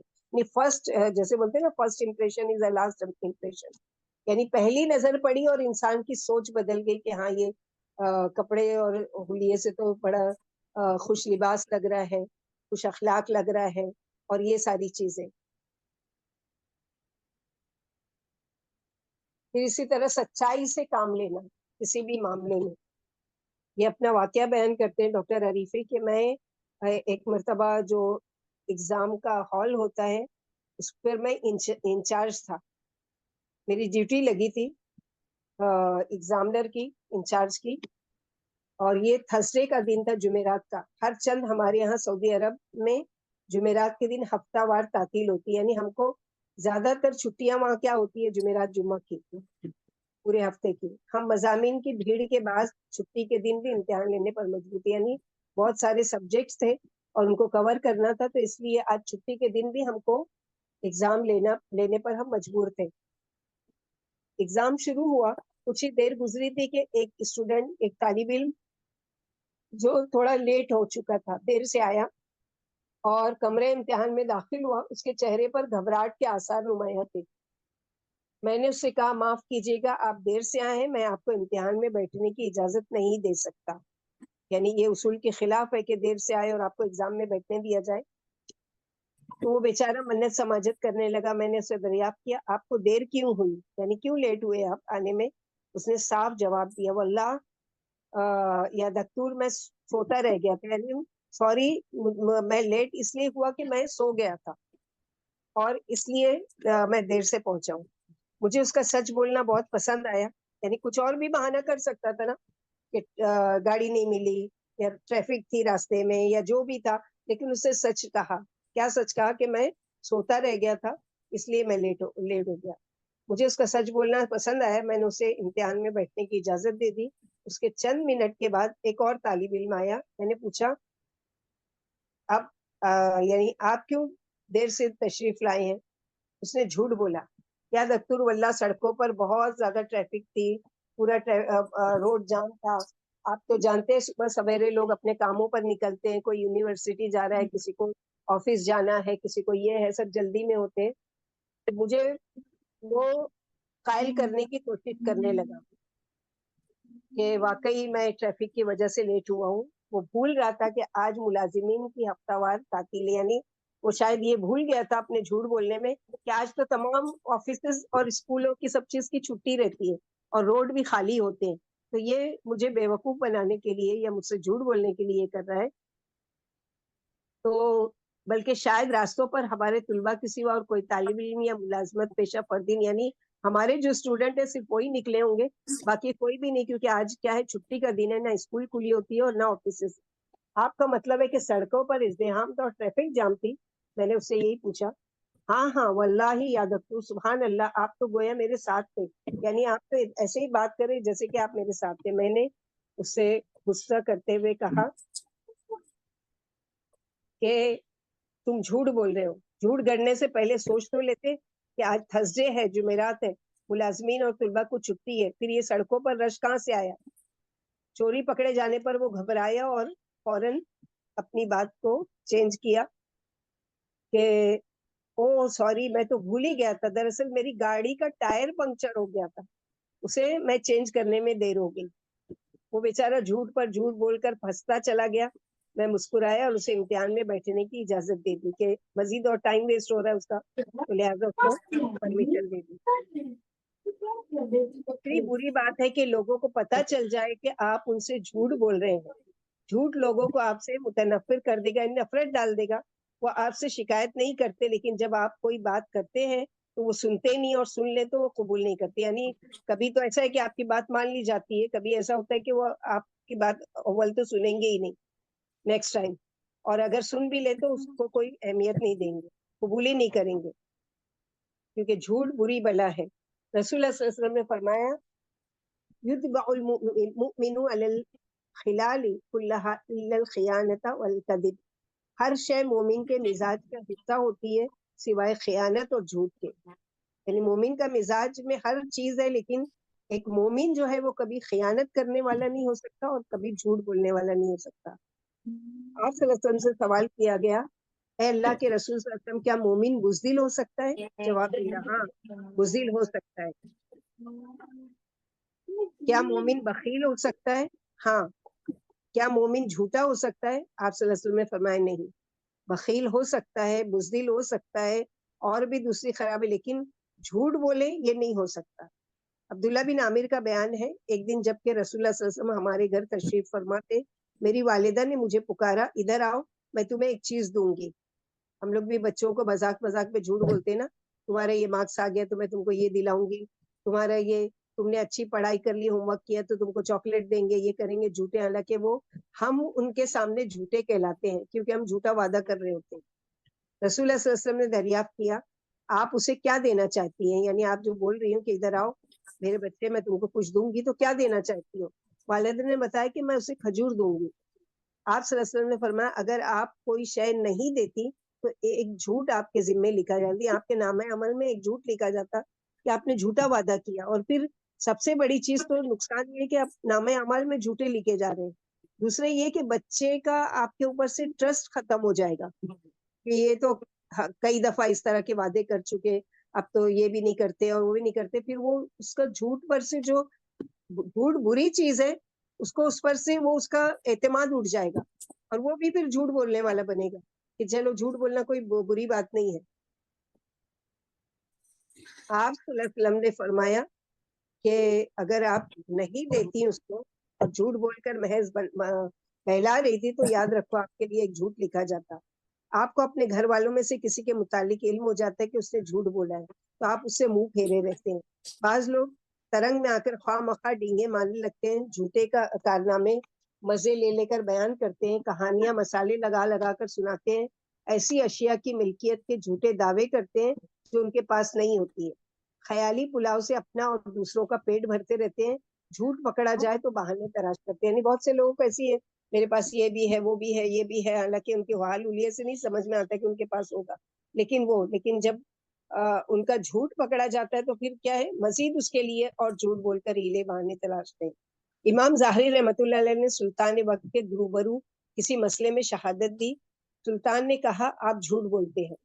امام ظاہری نے مارے غصے کے چلا کر کہا اعوذ باللہ، میں جھوٹ بول رہا ہوں، واللہ آسمان سے منادی ہو کہ اللہ نے جھوٹ بولنا حلال کر دیا ہے، میں تب بھی جھوٹ نہیں بولوں گا.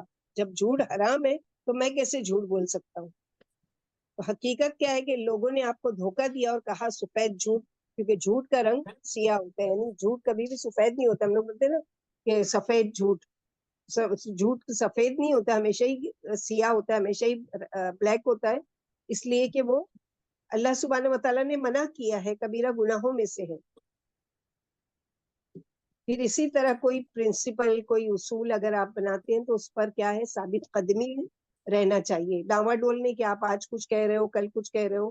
اسی طرح انسان کی شخصیت جس قدر پختہ ہوتی ہے اور جتنی ثابت قدمی سے وہ اپنے اصولوں پر قائم رہتا ہے، زندگی میں اس کی اہمیت بھی اسی قدر ہوتی ہے. مثلا آپ یہ اصول بناتے ہیں کہ میں کبھی رشوت نہیں لوں گا، تو چاہے کچھ بھی ہو جائے، لوگ اس کا کیسا ہی خوشنما نام رکھ دیں، تحفہ دے رہے ہیں آپ کو، یا آپ کو نذرانہ پیش کیا جا رہا ہے، یا آپ کے محنت کا کمیشن آپ کو دیا جا رہا ہے، لیکن آپ اپنے اصول پر قائم رہتے ہیں کہ نہیں، اس کا نام کچھ بھی لے لو لیکن ہے یہ رشوت جو میں نہیں لوں گا، کیونکہ میں نے اپنے آپ سے ایک وعدہ لیا ہے کہ میں کبھی بھی رشوت نہیں کھاؤں گا. تو یہ چیز ہے. بیوی زندگی کا یہ اصول بنا لے کہ شوہر سے جھوٹ کبھی نہیں بولے گی، تو لوگ جھوٹ کو کتنا ہی خوشنما پیش کر کے یعنی آراستہ کر کے پیش کرے کہ یہ جھوٹ تھوڑی ہے، یہ تو حالات سے سمجھوتا ہے. بیوی کو اپنے اصول پر ثابت قدم رہنا چاہیے. یہ اصول بھی بنایا جا سکتا ہے کہ جن سے مخالف سے ناجائز تعلقات نہیں رکھے جائیں گے یا شراب کو ہاتھ نہیں لگایا جائے گا. ایک آدمی جو سگریٹ نہیں پیتا، سگریٹ نوش دوستوں کی محفل میں بیٹھے تو اپنے اصول پر کاربند رہ دیں. ایک آدمی ہے جو شراب نہیں پیتا، سگریٹ نہیں پیتا، یا غلط عورتوں کی طرف رغبت نہیں رکھتا، وہ نہیں کرتا. کچھ دوستوں کے بیچ میں اگر وہ اول تو ایسے لوگوں سے دوستی ہی نہیں ہونا چاہیے، کیونکہ انسان کا جو اخلاق ہے، جو اعمال ہے، وہ اس کے دوست سے نظر آتا ہے کہ اس کی دوستی کیسے لوگوں سے. لیکن اگر بالفرض ہو ایسے لوگوں میں بیٹھتا اٹھتا بھی ہے تو وہ جو اصول پسند ہے کہ میں نہیں استعمال کرتا یہ ساری چیزیں، تو اس کو ایسے میں بھی اپنے اصول پر پابند رہنا چاہیے. اصولوں پر قائم آدمی کو اس کے دوست احباب چاہے تنقید کا نشانہ کیوں نہ بنائے اور سخت مزاجی کا تانا دے، لیکن ان کے اندرونی احساسات اس بات پر ایمان لے آتے ہیں کہ ان کا سامنا ایک مضبوط کردار سے، یعنی وہ بھی مان لیتے کہ اس کو کوئی بھی چیز سے امپریس نہیں کیا جا سکتا. یعنی یہ نہیں آئے گا ہماری محفل میں یا ہماری بات میں یا ہمارے جیسے غلط طرز عمل میں. مصائب کے وقت ایسے دوست احباب رشتے دار اکثر اسی سخت مزاج کی پناہ میں آتے ہیں اور اپنی ذاتی مشکلات میں سے مشورہ طلب کرتے ہیں. تب انہیں اپنے اس دوست کی اہمیت کا صحیح ادراک ہوتا ہے. اصولوں پر قائم رہنے کا اصول کسی ایک جنس سے خاص نہیں ہے. خواتین و حضرات یکساں طور پر اسے یعنی عورتیں ہی ہیں وہ اصول بنائیں اور مرد نہیں بنائے ایسا نہیں, سب کے لیے ایک اصول ہونا چاہیے. اسی لیے آپ اپنے اصولوں پر قائم رہیے اور معذرہ خواہانہ رویہ ہرگز اختیار نہ کیجیے. جلدی لوگ آپ کی بات پر سر تسلیم خم کر دیں گے. عرب میں اسلام کا چرچا ہوا تو قبائل کے وفود رسول اللہ صلی اللہ علیہ وسلم کی ملاقات کو آنے لگے. قبیلہ ثقیف کی طرف سے بھی چند افراد کا وفد حاضر خدمت ہوا. رسول اللہ صلی اللہ علیہ وسلم نے انہیں مسجد میں ٹھہرایا تاکہ وہ گاہے گاہے قرآن سماعت کرتے رہیں. یعنی مسجد میں ہی ٹھہرا دیا کہ وہاں پر نماز میں قرآن پڑھا جا رہا ہے, ویسے قرآن کی تعلیم ہو رہی ہے اور آپ صلی اللہ علیہ وسلم قرآن پڑھ کے سنا رہے ہیں تو یہ سنتے رہیں, کیونکہ یہ نئے نئے لوگ آئے ہیں اسلام یعنی اسلام کے بارے میں جاننے, تو ان کی سماعت میں قرآن رہے. انہوں نے آپ سے سود, زنا اور شراب کے متعلق پوچھا. قرآن کی تعلیم سن رہے ہیں اور ان کو پتہ ہی نہیں ہے کہ سود حرام ہے, زنا حرام ہے اور شراب حرام ہے, وہ پوچھ رہے ہیں آپ سے. تو آپ نے بتایا کہ یہ سب حرام ہے. ان کا ایک بت تھا جس کی پوجا اور تعظیم انہیں آبا و اجداد سے ورثے میں ملی تھی. اس بت کا نام ربا تھا جسے انہوں نے طاغیہ کا لقب دے رکھا تھا. اس کی قوت و طاقت کے متعلق کئی کہانیاں انہوں نے گھڑی ہوئی تھی. انہوں نے آپ صلی اللہ علیہ وسلم سے ربا کے بارے میں پوچھا کہ اس کا کیا کیا جائے. یعنی ہم بڑی اس کی تعظیم کرتے ہیں اور بڑی طاقت اور قوت والا ہے. اب چونکہ ہم اسلام قبول کر رہے ہیں تو اب اس کا کیا کیا جائے, کیا کریں ہم اس کا. رسول اللہ صلی اللہ علیہ وسلم نے بلا تردد جواب دیا, تو توڑ دو یعنی مسمار کر دو, یعنی ریزہ ریزہ کر دو. وہ بولے امپاسبل, ناممکن ہے. ربا کو پتا چل گیا کہ آپ اسے مسمار کرنے کے در پہ ہیں تو وہ آپ کو اور آپ کے بال بچوں کو مار ڈالے گی. یعنی فیمیل یہ ربا ہے, اور اگر اس کو پتا چل گیا کہ ہم ایسا ارادہ بھی رکھتے ہیں تو اس کے بدلے میں وہ کیا کرے گی, ہمارے بال بچوں کو مار ڈالے گی.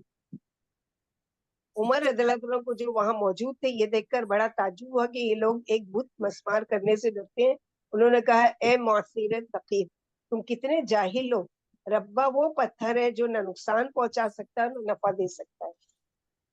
عمر رضی اللہ عنہ کی بات پر انہیں پیش آ گیا, کہنے لگے ابن خطاب ہم تمہاری طرف نہیں آئے. اس پر عمر رضی اللہ عنہ خاموش ہو گئے. انہوں نے کہا ہماری شرط یہ ہے کہ آپ 3 سال کے لیے طاغیہ رہنے دیں, پھر چاہیں تو اسے مسمار کریں. یعنی یہ ربا جو ہے طاغیہ, یہ اس کو رہنے دیں 3 سال کے لیے اور پھر چاہے تو مسمار کر دیجیے. رسول اللہ صلی اللہ علیہ وسلم نے دیکھا کہ وہ ایک ایسے معاملے میں سودے بازی کرنا چاہتے ہیں جو مسلمان کے عقیدہ توحید سے متعلق اور اسلام کا اصل اصول ہے. وہ مسلمان ہوتے ہیں تو بت سے تعلق رکھنا کیا معنی رکھتا ہے. آپ صلی اللہ علیہ وسلم نے جواب دیا کہ نہیں, یہ نہیں ہو سکتا. یعنی پہلی شرط کیا ہے کہ ایمان لانا ہے تو باقی تمام بتوں کا انکار کرنا ہے. لا الہ الا اللہ کا مطلب ہی یہی ہے. تو کیسے ان کو اجازت دی, اچھا ٹھیک ہے 3 سال تک کا رہنے دو, ان کی عبادت کرتے رہو اور وہ کرتے رہو اور ساتھ ہی مسلمان بھی ہو جاؤ. نہیں ہو سکتا. انہوں نے کہا اچھا 2 سال رہنے دیں پھر اس کو ہم توڑ دیں گے. فرمایا نہیں. پھر ان لوگوں نے ضد کی, اللہ اچھا چلے 1 سال کے لیے رہنے دیں. آپ صلی اللہ علیہ وسلم نے فرمایا نہیں, 1 مہینے ہی اس کی جان بخشی کر دیجیے, یعنی ابھی چھوڑ دیجیے ہم کو, 1 مہینے کے لیے مہلت دے دیجیے. آپ صلی اللہ علیہ وسلم نے جواب دیا کہ نہیں.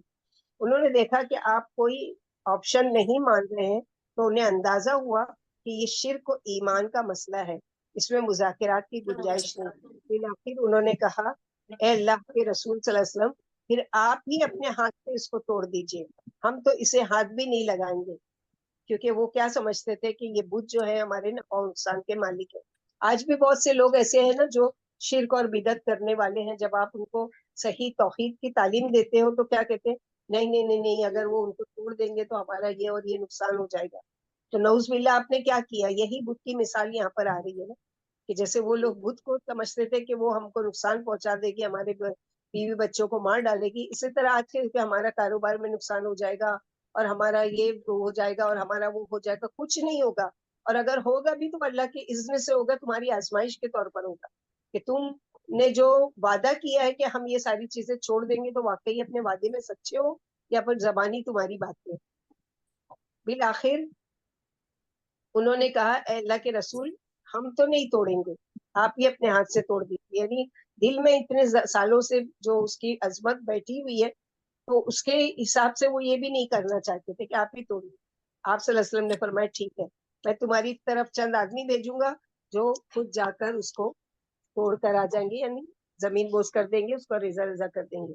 انہوں نے کہا اور نماز کے متعلق یہ ہے کہ ہم نماز نہیں پڑھنا چاہتے، ہمیں پسند نہیں کہ آدمی کے یعنی جو بیک سائڈ ہے سیرنگ وہ اس کے سر سے بلند ہو.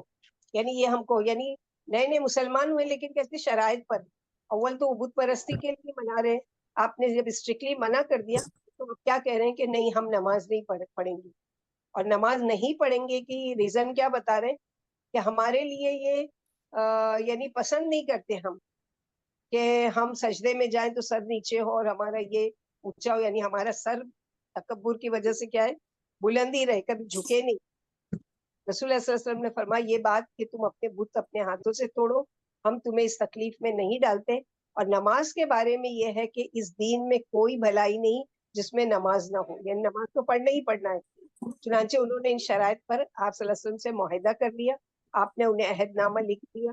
وفد ثقیف کے لوگ اپنی قوم کی طرف واپس گئے، انہیں اسلام کی دعوت دی تو سب لوگوں نے طوعاً و کرہاً اسلام قبول کر لیا.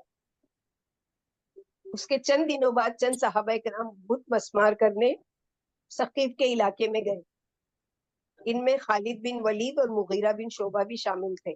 صحابہ کرام بت کی طرف بڑھے تو بنو ثقیف گھبرا گئے. ان کے مرد عورتیں اور بچے گھروں سے نکل کر تماشا دیکھنے لگے. ان کے دلوں میں یہ بیٹھا تھا کہ بت ہرگز مسمار نہیں ہوگا اور وہ اپنا دفاع کرے گا، یعنی توڑنے آئے ہیں لیکن وہ خود اپنا دفاع کرے گا کہ وہ نہیں توڑنے دے گا اپنے آپ کو. مغیرہ بن شعبہ نے کلہاڑا پکڑا اور اپنے ساتھیوں کی طرف دیکھ کر کہا اب دیکھتے جاؤ میں کیا کرتا ہوں، تمہیں ثقیف کے لوگوں پر ہنسی آئے گی. یہ کہہ کر وہ بت کے قریب آئے، اسے پوری قوت سے کلہاڑے کی ضرب لگائی، پھر زمین پر گر پڑے اور ایڑیاں رگڑنے لگے. ثقیف نے یہ دیکھ کر بہت گل اٹھایا، وہ خوش ہو کر کہنے لگے اللہ مغیرہ کو دور کرے، ربا نے اسے مار ڈالا. یعنی ان کا عقیدہ دیکھنے کے لیے یہ صحابی نے کیا کیا، مغیرہ بن شعبہ نے ایک ہتھوڑا مارا اور خود زمین پر لوٹنے لگے کہ جیسے کہ سزا ملی ہے ان کو. تو یہ دیکھ کر ان لوگوں نے کہا کہ اس کا تو برا ہوا کہ اس کو سزا دی ہے ربا نے. پھر انہوں نے صحابہ سے مخاطب ہو کر کہا اب تم میں سے جو چاہے آگے آئے. یکا ایک مغیرہ اٹھ کھڑے ہوئے اور ہنس رہے تھے. انہوں نے طنز کرتے ہوئے کہا ثقیف کے لوگوں میں تو مذاق کر رہا تھا، یہ بت ہے، میں اس پتھر اور اینٹیں، اس لیے اللہ کی عافیت قبول کرو اور صرف اسی کی عبادت کرو. پھر وہ آگے بڑھے اور بت کو مسمار کرنے لگے. اب کی بار لوگ بھی ان کے ہمراہ تھے. وہ بت کو پتھر پتھر کر کے توڑتے رہے حتیٰ کہ اسے زمین کے برابر کر دیا. اللہ سبحانہ و تعالیٰ نے وحی نازل کی من طلب رضا الناس بسخط اللہ سخط اللہ علیہ واسخط علیہ الناس ومن طلب رضا اللہ بسخط الناس ورضی اللہ عنہ وارضى عنہ الناس. یعنی ضروری نہیں ہے کہ وہی قرآن کی ہی نازل ہو. آپ صلی اللہ علیہ وسلم کے اوپر جو بات ڈالی جاتی تھی، دل میں خفیہ اشارہ کیا جاتا تھا یا حدیث کی شکل میں بھی آتی تھی، تو یہ بات بھی اللہ رسول اللہ صلی اللہ علیہ وسلم نے سچ فرمایا کہ جس نے اللہ کی ناراضگی کے بدلے لوگوں کی رضامندی چاہی اللہ اس سے ناراض ہوں گے اور لوگوں کو بھی اس سے ناراض کر دیں گے. اور جس نے لوگوں کی ناراضگی کے بدلے اللہ کی رضامندی چاہی اللہ اس سے راضی ہوں گے اور لوگوں کو بھی اس سے راضی کر دیں گے. تو اصل مقصد کیا ہونا چاہیے کسی بھی کام کا کہ اللہ سبحانہ و تعالیٰ ہم سے اس کام سے راضی ہو جائے. یہ نہیں کہ لوگ ناراض ہوں گے یا لوگ راضی ہوں گے. آئی فون 2 کس کا نمبر ہے؟ پلیز ذرا مائک میوٹ کر لو، ڈسٹرب ہو رہا ہے. تو اسی طرح یہ ساری چیز ہے کہ خوف اور خشیت ہونا چاہیے تو کس کی؟ اللہ سبحانہ و تعالیٰ کی. لوگوں کی خشیت، لوگوں کا ڈر خوف نہیں ہونا چاہیے. پھر اسی طرح لالچ کے لیے بھی منع کیا گیا ہے کہ کسی چیز کے لیے لالچ نہیں ہونا چاہیے. جیسے یہ اپنا واقعہ بیان کرتے ہیں کہ میں نے کہیں پڑھا تھا کہ برٹش میں ایک مسلم نوجوان نے اخبار میں प्लीज अपने माइक म्यूट करो, जिनके भी माइक अनम्यूट है प्लीज।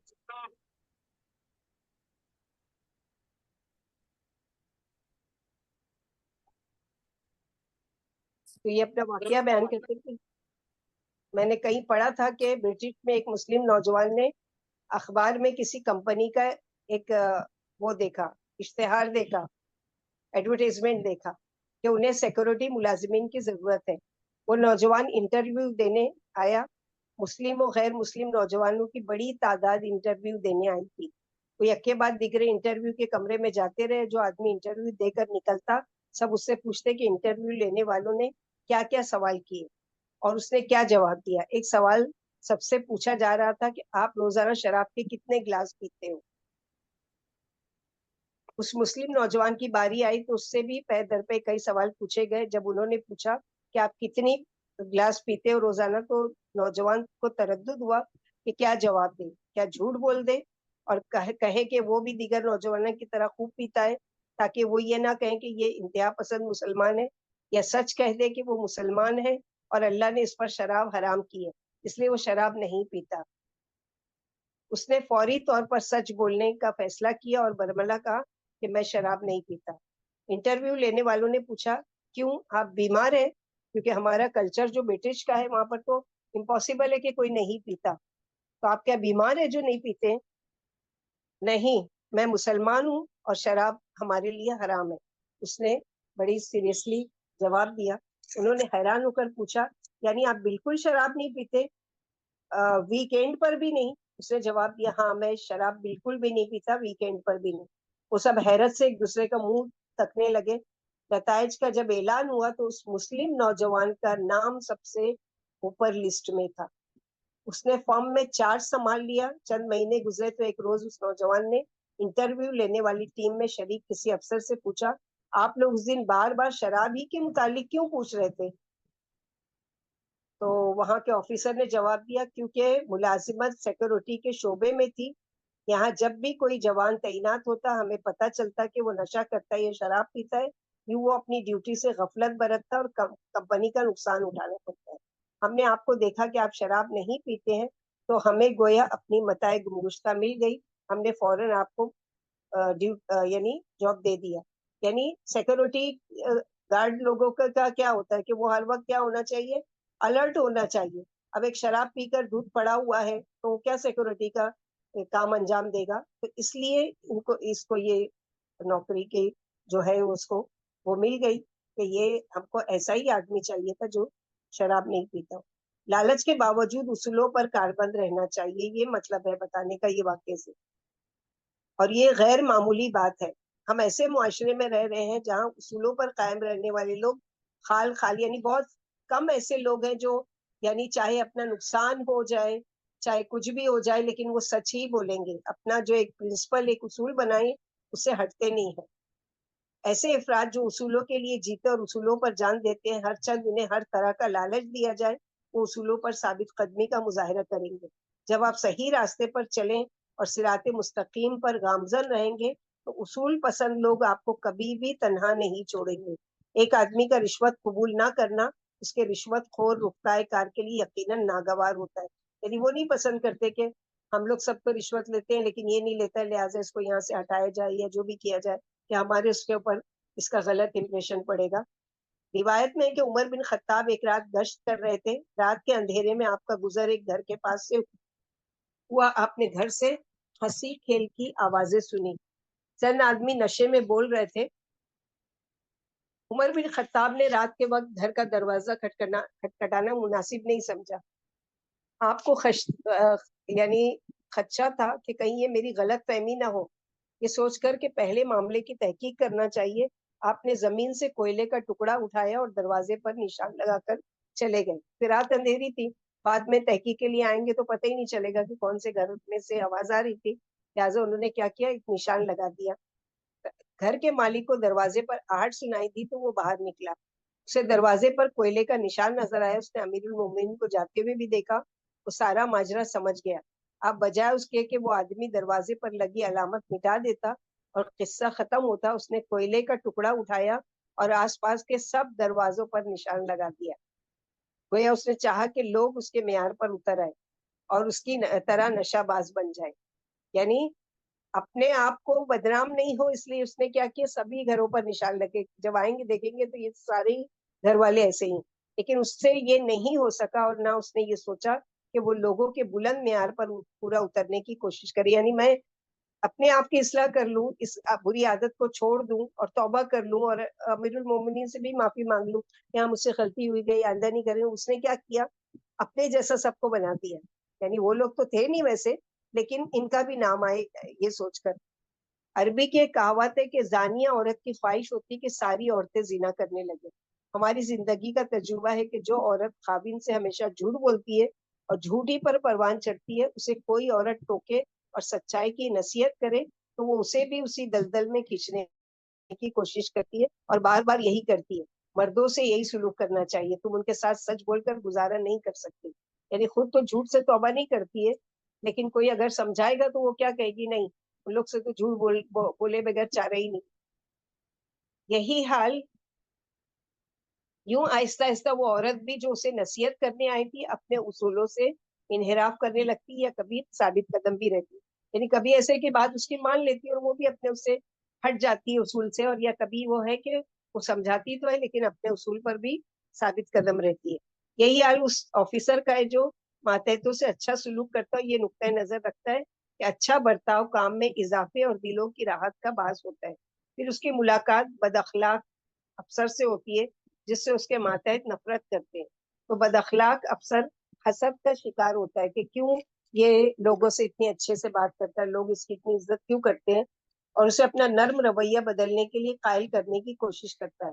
وہ کہتا ہے کہ یہ نہ کیا کروں, وہ نہ کیا کرو, مسکرایا نہیں کرو, اپنے ماتحتوں سے اچھے سے بات نہیں کرنا چاہیے, وہ آپ کی عزت نہیں کریں گے, یہ ہے وہ ہے. یا کوئی یعنی پرچون فروش جو سگریٹ نہ بیچتا ہو, اس کا دوست آئے اور اسے سگریٹ بیچنے کی تلقین کرے کہ تمہاری آمدنی میں اضافہ ہوگا اگر تم سگریٹ بیچو گے, اس لیے بہادر بنیے اور اپنے اصولوں پر قائم رکھیے, اور بلند آواز سے کہیے کہ نہیں, چاہے کچھ بھی ہو جائے, خواہ لوگ آپ کو کیسا ہی لالچ دیں. کافروں نے بھی کوشش کی تھی کہ رسول اللہ صلی اللہ علیہ وسلم اپنے اصولوں سے دستبردار ہو جائیں. اس پر اللہ تعالیٰ نے اپنے رسول سے کہا تھا کہ سورہ قلم آیت نمبر 9, ودوا لو تدخنوا فیدخنون, ان کی خواہش ہے کہ آپ تھوڑی نرمی برتے تو وہ بھی نرم ہو جائیں گے. مطلب یہ کہ کافر جو بتوں کے پجاری ہیں ان کے ہاں تو سرے سے اصولوں کا وجود ہی نہیں ہے کہ وہ ان پر کاربند ہیں, اس لیے اپنے بے بنیاد اصولوں سے دستبردار ہونا ان کے لیے کوئی مشکل نہیں. تم خبردار ہو کہیں وہ تمہیں اصولوں سے انحراف کر لالچ نہیں دے. بہت ساری لالچ دی گئی آپ صلی اللہ علیہ وسلم کو, یعنی آپ چاہیں تو ہم آپ کو اپنا سردار مان لیتے ہیں, آپ چاہیں تو ہم اتنا مال دیں گے کہ آپ سب سے بڑے ہمارے قبیلے کے مالدار شخص ہو جائیں گے, آپ چاہیں تو خوبصورت عورت سے آپ کے نکاح کر دیں گے, اور آپ چاہیے تو آپ کو اپنے یعنی وہ پھر یہ بھی لالچ دی کہ اچھا ٹھیک ہے یہ سب نہیں مانتے تو یہ مان لیجیے 1 سال ہم آپ کے بتوں کی عبادت کریں گے, اور 1 سال آپ ہماری یعنی ہمارے بتوں کی آپ عبادت کیجیے, 1 سال ہم اللہ کی عبادت کریں گے. آپ صلی اللہ علیہ وسلم نے کہا کہ اگر ایک ہاتھ پر سورج اور ایک ہاتھ پر چاند بھی لا کر رکھ دیا جائے تو میں تمہاری بات ہرگز نہیں مانوں.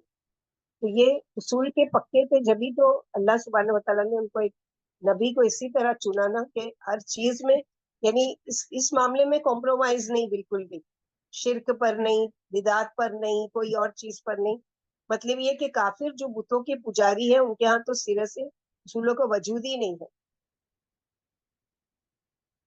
اس لیے اپنے بے بنیاد اصولوں سے دستبردار ہونا ان کے لیے کوئی مشکل نہیں. تم خبردار ہو کہیں وہ تمہیں اصولوں سے انحراف کا لالچ نہ دے. اللہ تعالیٰ نے فرمایا فلا تطع المکذبین ودوا لو تدہن فیدہنون, اس لیے تو تکذیب کرنے والوں کی اطاعت نہ کرو, وہ تو چاہتے ہیں کہ آپ تھوڑے سے نرم پڑ جائیں تاکہ وہ بھی نرم ہو جائیں. اسی طرح اچھے اخلاقیات میں سے ایک یہ ہے کہ عفو و درگزر سے کام لینا. زندگی میں ہمیں لوگوں کی طرف سے بہت سی مشکلات کا سامنا ہوتا ہے. کسی نے سنگین مذاق کر دیا تو کوئی سخت بات کہہ دیتا ہے, کہیں بھری محفل میں 2 آدمیوں میں جھگڑا ہو جاتا ہے, نقطہ ہائے نظر اور آرام میں اختلاف سامنے آتا ہے. ہم میں سے اکثر کی عادت ہے کہ بلا وجہ بات کا بتنگڑ بنا لیتے ہیں اور بات فراموش کر دینے یا درگزر کرنے کی طاقت نہیں رکھتے۔ بعض افراد تکبر کا شکار ہو کر دوسروں کا عذر قبول کرنے اور ان کی غلطی معاف کرنے سے انکار کر دیتے ہیں۔ بعض لوگ درگزر کے اصول پر عمل نہ کر کے اپنے آپ کو مبتلا عذاب کیے رہتے ہیں۔ ان کا بنجر سینہ بغض اور کینے کی فصل سے آباد رہتا ہے اور وہ اپنے قیمتی وقت کا بڑا حصہ کینے کی آگ میں جلتے رہتے ہیں۔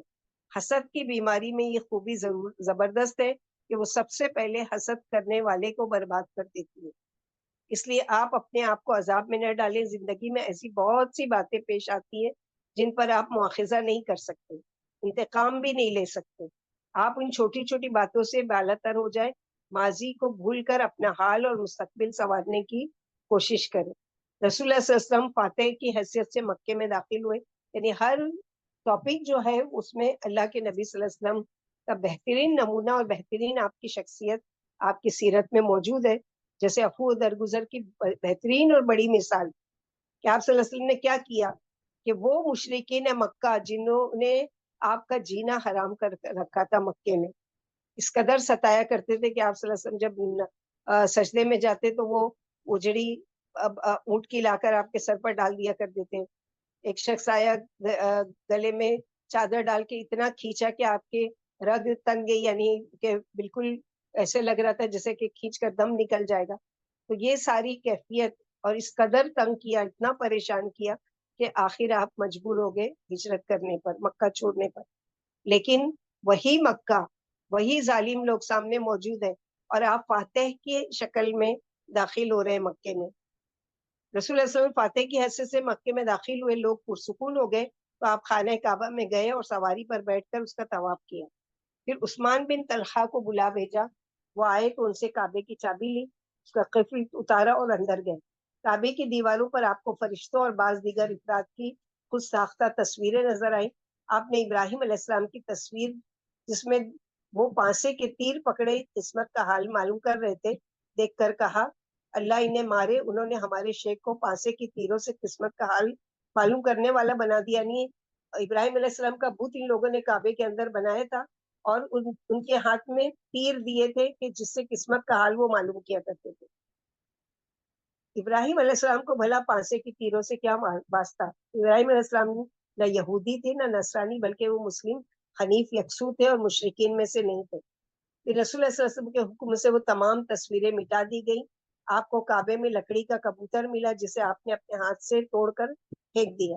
پھر آپ کعبے کے دروازے پر کھڑے ہوئے، تمام مسلمان اور کافر مسجد میں جمع تھے اور آپ کی طرف دیکھ رہے تھے۔ اس کے بعد آپ نے کعبے میں 2 رکعت نماز ادا کی اور زمزم کی طرف آئے، کنویں میں جھانکا، پانی منگا کر پیا اور وضو کیا۔ لوگ آپ کے وضو کے پانی پر ٹوٹ پڑے۔ مشرکین یہ منظر دیکھ کر حیران ہوئے اور کہنے لگے، ہم نے آج تک کسی بادشاہ سے اس کی رعایت کی ایسی محبت نہیں دیکھی کہ پانی کا ایک قطرہ بھی زمین پر نہیں گرنے دے رہے ہیں اور فوراً ہی جھپٹ لیتے ہیں جو آپ صلی اللہ علیہ وسلم وضو کر رہے تھے۔ پھر آپ صلی اللہ علیہ وسلم مقام ابراہیم کی طرف آئے جو کعبے سے ملا ہوا تھا اور اسے کعبے سے فوراً دور ہٹایا۔ پھر باب کعبہ پر کھڑے ہوئے اور لوگوں پر نظر ڈالی۔ آپ نے کہنا شروع کیا، اللہ کے سوا کوئی معبود نہیں، وہ اکیلا ہے، اس کا کوئی شریک نہیں، اس نے اپنا وعدہ سچ کر دکھایا، اپنے بندوں کی مدد کی، میں نے تنہا لشکروں کو شکست دی۔ سن لو، ہر منصب یا خون یا مال جس کا دعویٰ کیا جائے میرے ان دونوں قدموں کے نیچے رکھا ہے، سوائے بیت اللہ کی صدانت یعنی دیکھ بھال اور حاجیوں کی سخاوت یعنی پانی پلانے کے۔ پھر آپ صلی اللہ علیہ وسلم بآواز شرعی احکامات بیان کرتے ہوئے کہا، غور سے سنو، قتل خطا کو جو کوڑے یا ڈنڈے سے ہو شبہ عمد ہے، اس میں 100 اونٹوں کی دیت مغلظہ ہے، اس میں 40 حاملہ اونٹنیاں بھی ہوں۔ یعنی آپ نے یہ بتایا کہ اگر کوئی غلطی سے کسی سے قتل ہو جاتا ہے تو اس کی یہ اور یہ قصاص ہے۔ آپ نے اس خطبے میں کئی اور باتیں بھی کہی۔ پھر آپ نے سرداران قریش کو مخاطب کرتے ہوئے فرمایا، اے معاشر قریش، اللہ نے جاہلیت کا غرور اور آباء و اجداد کا فخر تم سے دور کر دیا۔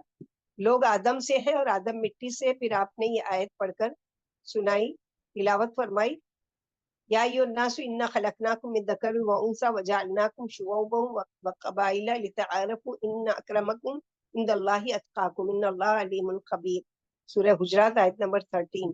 اے لوگوں، ہم نے تمہیں ایک مرد اور عورت سے پیدا کیا اور تمہیں قومیں اور قبائل بنائے تاکہ ایک دوسرے کو پہچانو۔ اللہ کے نزدیک تم میں سب سے زیادہ عزت دار وہ ہے جو تم میں سے متقی ہے، بے شک اللہ خوب جاننے والے اور نہایت باخبر ہے۔ رسول اللہ صلی اللہ علیہ وسلم عزت و وقار کی چوٹیوں پر براجمان باب کعبہ پر کھڑے تھے اور مشرکین کے چہروں کو بغور دیکھ رہے تھے جو انتہائی ذلت کے عالم میں سر جھکائے ہوئے کھڑے تھے۔ کل وہ سر اٹھا کر چلتے تھے، آپ صلی اللہ علیہ وسلم کو مجبور کرتے تھے کہ سر جھکا کر چلے، آج وہ سر جھکائے کھڑے ہوئے تھے۔ کیسا اسی کا بیان اللہ سبحانہ وتعالیٰ نے سورہ آل عمران میں نا کہ تلک الایام نداولوها بین الناس، یہ تو وہ دن ہے جو ہم لوگوں میں پھیر بدل کرتے رہتے ہیں۔ تو کبھی بھی انسان یہ نہیں سوچے کہ آج میں مشکل میں ہوں تو مشکل میرے ساتھ ہمیشہ رہے گی، بلکہ ان مع العسر یسرا، یقیناً تنگی کے ساتھ ہی آسانی ہے، بعد کا نہیں ہے، من بعد اسرا نہیں ہے، مع العسر یسرا یعنی ساتھ ہی آسانی ہے۔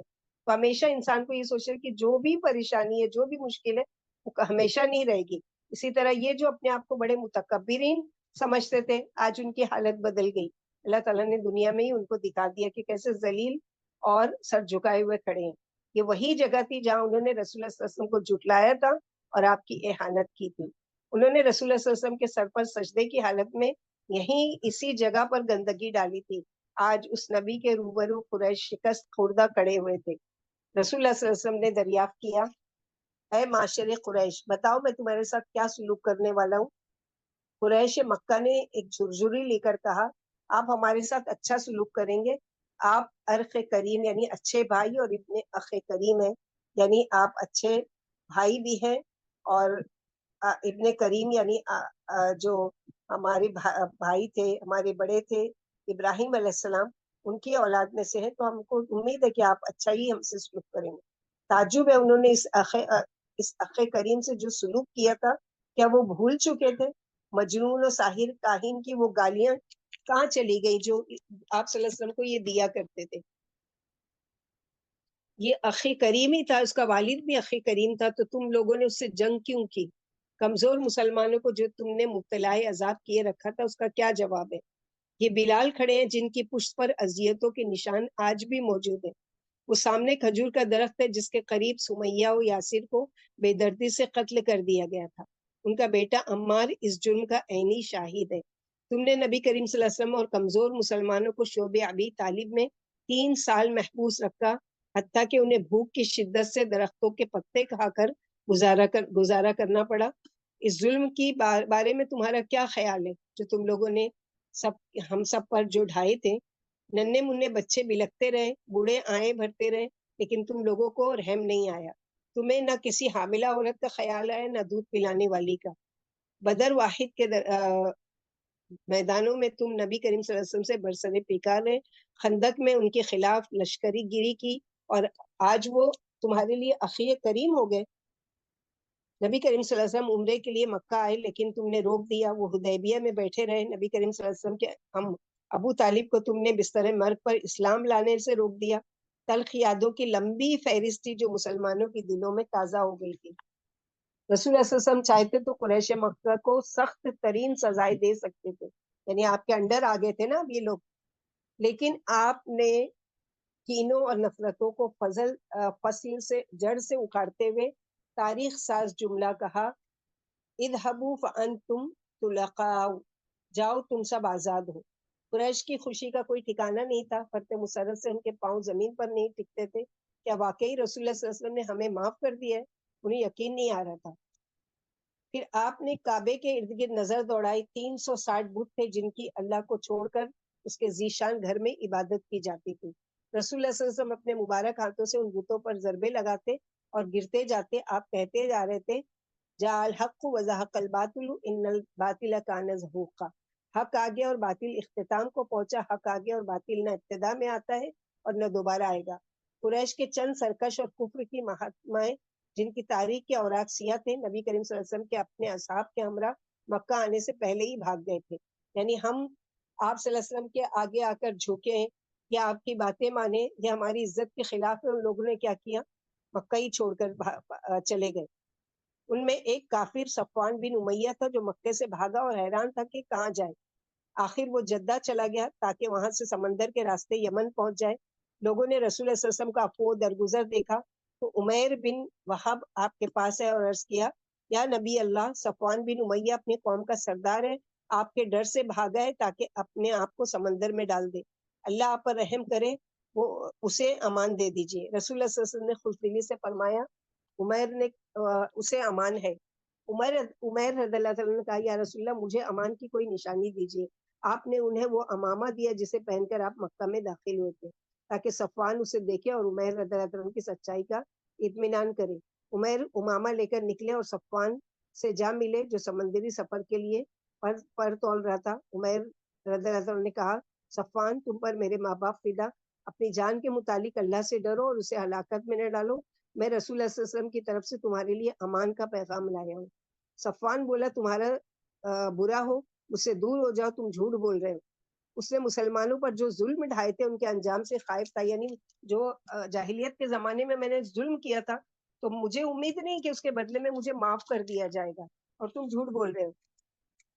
عمیر نے پھر کہا صفوان تم پر میرے ماں باپ قربان، اللہ کے رسول سب سے افضل، سب سے نیکوکار، سب سے بردبار اور سب سے اچھے، وہ تمہارے بھتیجے ہیں، ان کی عزت تمہاری عزت ہے، ان کا شرف تمہارا شرف ہے، ان کی بادشاہی تمہاری بادشاہی ہے۔ صفوان نے کہا مجھے ان سے اپنی جان کا خوف ہے، کہ کہیں ایسا نہ ہو کہ مجھے دھوکے سے بلایا جائے اور مجھے مار ڈالا جائے، مجھے اس چیز کا خوف ہے۔ عمیر نے کہا وہ اس سے زیادہ متحمل مزاج اور کریم ہے۔ اس پر صفوان عمیر کے ساتھ ہو لیا، وہ دونوں مکہ پہنچے۔ عمیر رضی اللہ عنہ صفوان کو لیے رسول اللہ صلی اللہ علیہ وسلم کی خدمت میں حاضر ہوئے۔ صفوان نے کہا یہ کہتا ہے کہ آپ نے مجھے امان دی ہے۔ آپ صلی اللہ علیہ وسلم نے فرمایا انہوں نے سچ کہا ہے۔ صفوان کہنے لگا جہاں تک میرے اسلام لانے کا تعلق ہے آپ مجھے 2 ماہ کی مہلت دیجیے۔ رسول اللہ صلی اللہ علیہ وسلم نے جواب دیا آپ کو 4 ماہ کی مہلت دی جاتی ہے۔ ماضی کی تلخیاں، چند دن بعد ہی صفوان بن امیہ مسلمان ہو گئے۔ ماضی کی تلخیاں بھلا کر لوگوں کو معاف کر دینا کتنی اچھی عادت ہے۔ بلا شبہ ایسی عادت اپنانا عظیم افراد ہی کا شیوا ہے جو اپنے اخلاق کی بدولت انتقام و کینے اور حسد جیسی پستیوں سے بالا تر رہتے ہیں۔ زندگی بہت تھوڑی ہے، اتنے سے وقت کو حسد اور کینے کی غلاظتوں سے آلودہ کرنا عقل مندی نہیں ہے۔ مقداد بن اسود کا کہنا ہے کہ میں اور میرے 2 ساتھی مدینہ آئے، ہم لوگوں کے در پہ ہوئے لیکن کسی نے ہماری مہمانی نہیں کی۔ پھر ہم نبی صلی اللہ علیہ وسلم کے ہاں آئے اور انہیں بتایا، آپ نے ہمیں ایک گھر میں ٹھہرایا جہاں 4 بکریاں تھیں۔ آپ نے مجھ سے کہا مقداد ان بکریوں کا دودھ دوہیں، دودھ کے 4 حصے کریں اور ہر ایک کو اس کا حصہ دیں۔ مقداد کہتے ہیں میں رسول اللہ صلی اللہ علیہ وسلم کے حکم کی تعمیل میں ایسا ہی کیا کرتا تھا۔ مقداد ہر شام بکریوں کا دودھ دوتے، خود پیتے، اپنے دونوں ساتھیوں کو پلاتے اور نبی کریم صلی اللہ علیہ وسلم کے لیے ان کا حصہ بچا کر رکھتے۔ آپ موجود ہوتے تو دودھ پی لیتے، موجود نہیں ہوتے تو وہ لوگ آپ کے حصے کا دودھ سنبھال کر رکھ دیتے۔ آپ تشریف لاتے تو وہ دودھ آپ کو پیش کر دیتے۔ ایک رات مقداد نے معمول کے مطابق بکریوں کا دودھ دوہا، اس کے 4 حصے کیے، 3 حصے انہوں نے اور ان کے ساتھیوں نے نوش جا کیے اور چوتھا حصہ نبی کریم صلی اللہ علیہ وسلم کے لیے رکھ دیا۔ آپ کو آنے میں دیر ہو گئی، مقداد بستر پر لیٹے سوچنے لگے نبی صلی اللہ علیہ وسلم انصار کے کسی گھر گئے ہوں گے اور انہوں نے آپ کو کھانا کھلا دیا ہوگا، اس لیے اٹھو اور بچا کر رکھا ہوا دودھ پی لو۔ ان کے دل میں بار بار یہی خیال آتا، بالآخر انہوں نے اٹھ کر دودھ پی لیا، نبی صلی اللہ علیہ وسلم کے لیے کچھ بھی نہیں بچایا۔ مقداد کہتے ہیں وہ دودھ میرے پیٹ میں داخل ہو کر قرار پا گیا تو مجھے اپنے کیے پر سخت پشیمانی ہوئی۔ میں نے کہا ابھی نبی صلی اللہ علیہ وسلم اگر آ گئے، آپ کو بھوک پیاس لگی ہوگی، جب پیالے میں آپ کو کچھ نہیں ملے گا تو آپ میرے لیے بد دعا کریں گے۔ یہ سوچ کر مارے غم کے میں منہ پر کپڑا ڈالے لیٹا رہا۔ رات کے دوسرے پہر رسول اللہ صلی اللہ علیہ وسلم تشریف لائے۔ آپ نے اتنی آواز سے سلام کیا کہ بیدار سن لے اور سوتا ہوا نہ جاگ جائے۔ مقداد بستر میں لیٹے آپ کی طرف دیکھتے رہے۔ آپ دودھ کے برتن کی طرف بڑھے، ڈھکنا ہٹا کر دیکھا تو وہ خالی تھا۔ اس پر آپ نے آسمان کی طرف نظر اٹھائی۔ مقداد بہت گھبرائے اور دل ہی دل میں کہنے لگے اب اللہ کے رسول میرے لیے بد دعا کریں گے۔ وہ کان لگا کر سننے لگے۔ رسول اللہ صلی اللہ علیہ وسلم نے دعا کی، اے اللہ جو مجھے پلائے تو اسے پلا اور جو مجھے کھلائے تو اسے کھلا۔ مقداد نے یہ الفاظ سن کر کہا میں رسول اللہ صلی اللہ علیہ وسلم کی دعا کا مستحق بنوں گا۔ یہ کہہ کر وہ اٹھے، چھری ہاتھ میں لی اور بکری کی طرف آئے تاکہ بکری ذبح کر کے نبی صلی اللہ علیہ وسلم کو کھلائیں۔ سب سے موٹی تازی بکری کے انتخاب کے لیے وہ بکریاں ٹٹولنے لگے۔ اتنے میں ان کا ہاتھ ایک بکری کے تھن پر پڑا تو وہ دودھ سے بھرا ہوا تھا۔ انہوں نے دوسری بکری کے تن چھوئے تو ان میں بھی دودھ بھرا ہوا تھا۔ انہوں نے سب بکریاں چھو کر دیکھی، سب کے تن دودھ سے پر تھے۔ انہوں نے گھر کے بڑے برتن میں بہت سا دودھ دوہا، برتن لبالب بھر گیا تو اسے نبی صلی اللہ علیہ وسلم کو پیش کیا اور کہا اے رسول اللہ صلی اللہ علیہ وسلم نوش فرمائیے۔ رسول اللہ صلی اللہ علیہ وسلم نے اتنا زیادہ دودھ دیکھا تو دریافت کیا مقداد آج آپ لوگوں نے دودھ نہیں پیا؟ مقداد نے کہا اللہ کے رسول نوش کیجیے۔ رسول اللہ صلی اللہ علیہ وسلم نے پوچھا مقداد آخر ماجرا کیا ہے؟ مقداد بولے پہلے نوش کیجیے پھر میں بتاتا ہوں۔ رسول اللہ صلی اللہ علیہ وسلم نے دودھ پیا اور برتن مقداد کو پکڑا دیا۔ مقداد نے کہا اللہ کے رسول اور پیجیے۔ آپ نے پھر پیا اور برتن انہیں دے دیا۔ اور نوش کیجیے اللہ کے رسول۔ مقداد نے پھر کہا، مقداد کا بیان ہے کہ جب رسول اللہ صلی اللہ علیہ وسلم خوب سیر ہو گئے اور میں آپ کی دعا کا مستحق بن گیا تو ہنس پڑا۔ رسول اللہ صلی اللہ علیہ وسلم نے دریافت کیا مقداد کیا بات ہے؟ میں نے کہا اللہ کے رسول آج آپ دیر سے آئے تھے، مجھے بھوک لگی تھی، میں نے دل میں کہا کہ آپ نے انصار کے کسی گھر میں کھانا کھا لیا ہوگا۔ یہ کہہ کر مقداد نے رسول اللہ صلی اللہ علیہ وسلم کو ساری بات تفصیل سے بتائی۔ رسول اللہ صلی اللہ علیہ وسلم کو اس بات پر بہت تعجب ہوا کہ بکریوں کے تھن تم دودھ دو چکے تھے، اس کے باوجود دوبارہ کیسے بھر گئے؟ آپ صلی اللہ علیہ وسلم نے فرمایا یہ صرف اللہ کی رحمت کا کرشمہ ہے، آپ نے مجھے پہلے کیوں نہیں بتایا کہ ہم آپ کے دونوں ساتھیوں کو بھی بیدار کرتے اور وہ بھی اس رحمت سے فیضیاب ہو لیتے؟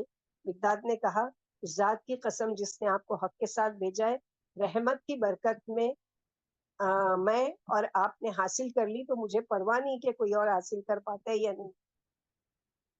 تو زندگی کا اصل مقصد کیا ہے کہ کچھ لو اور کچھ دو کا نام ہے۔ آپ کا دینا لینے سے زیادہ ہونا چاہیے، یعنی کوشش کیا کرنا چاہیے کہ ہم لوگوں کو دینے والے بنے، لوگوں سے لینے کی امید نہیں رکھتے کہ میں کسی کو دوں تو بدلے میں وہ مجھے کچھ دے، بلکہ کیا ہے کہ ہمیشہ کوشش یہ کریں کہ میں دینے ہی والی ہوں، اور اللہ تعالیٰ سے دعا بھی کرنا چاہیے کہ اللہ تعالیٰ ہمیشہ ہمارا ہاتھ کیا ہے دینے والا بنانا۔ آگے کا ٹاپک بھی ہے جود و سخا یعنی دینے کا، لیکن ابھی ٹائم نہیں ہے کہ ہم اس کو نیا شروع کریں۔ تو اللہ سبحانہ تعالیٰ سے دعا ہے کہ اتنی اچھی اخلاق کی باتیں جو ہم لوگ پڑھتے ہیں سنتے ہیں، اور اللہ کے نبی صلی اللہ علیہ وسلم کی احادیث کے ذریعے آپ کی سیرت کے ذریعے یہ سارے اخلاق کی باتیں ہم لوگوں کو سمجھ میں آتی ہے۔ تو آج کے اس میں ہم لوگوں نے پڑھا افو درگزر سے کام لینا، اپنے پر پابند رہنا، اور اس کے علاوہ بھی یعنی بہت ساری چیزیں کہ لوگوں کو دفاع کرنا ہے، اگر کہیں کسی کی وہ ہو رہی ہے دل آزاری ہو رہی ہے تو وہاں پر ہم کو دفاع کرنا چاہیے، پھر لالچ کسی قسم کی کسی سے نہیں رکھنا چاہیے۔ یہ ساری اخلاق کی باتیں ہم لوگوں نے پڑھی۔ اللہ کرے کہ ہم لوگوں کے پھر سچائی کے بارے میں پڑھا کہ کچھ بھی ہو جائے، جیسے اس نوجوان کا کہ اس نے سچ بولا اور سچ کی وجہ سے اس کا وہ کیا گیا، تو یہ ساری چیزیں ہم لوگوں نے پڑھی۔ اللہ تعالیٰ ہماری عمل میں یہ ساری چیزیں ڈال دے، اور اللہ سبحانہ وتعالیٰ لوگوں کو ثابت قدمی عطا فرمائے۔ ربنا تقبل منا انك انت السميع العليم وتب علينا انك انت التواب الرحيم۔ سبحان ربك رب العزة عما يصفون وسلام على المرسلين والحمد لله رب العالمين۔ سبحانك اللهم وبحمدك اشهد ان لا الہ الا انت استغفرک واتوب الیک۔ السلام علیکم ورحمۃ اللہ وبرکاتہ۔ وعلیکم السلام وعلیکم السلام ورحمۃ وعلیکم اللہ السلام ورحمۃ اللہ وبرکاتہ۔ وعلیکم السلام ورحمۃ اللہ وبرکاتہ۔ وعلیکم السلام ورحمۃ اللہ وبرکاتہ۔ السلام علیکم ورحمۃ اللہ وبرکاتہ۔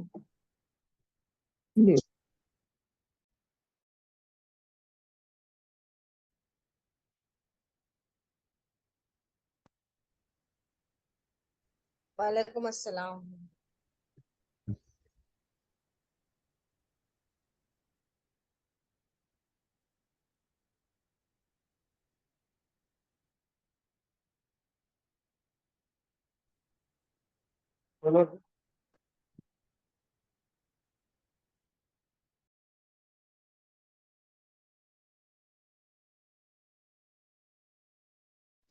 السلام علیکم۔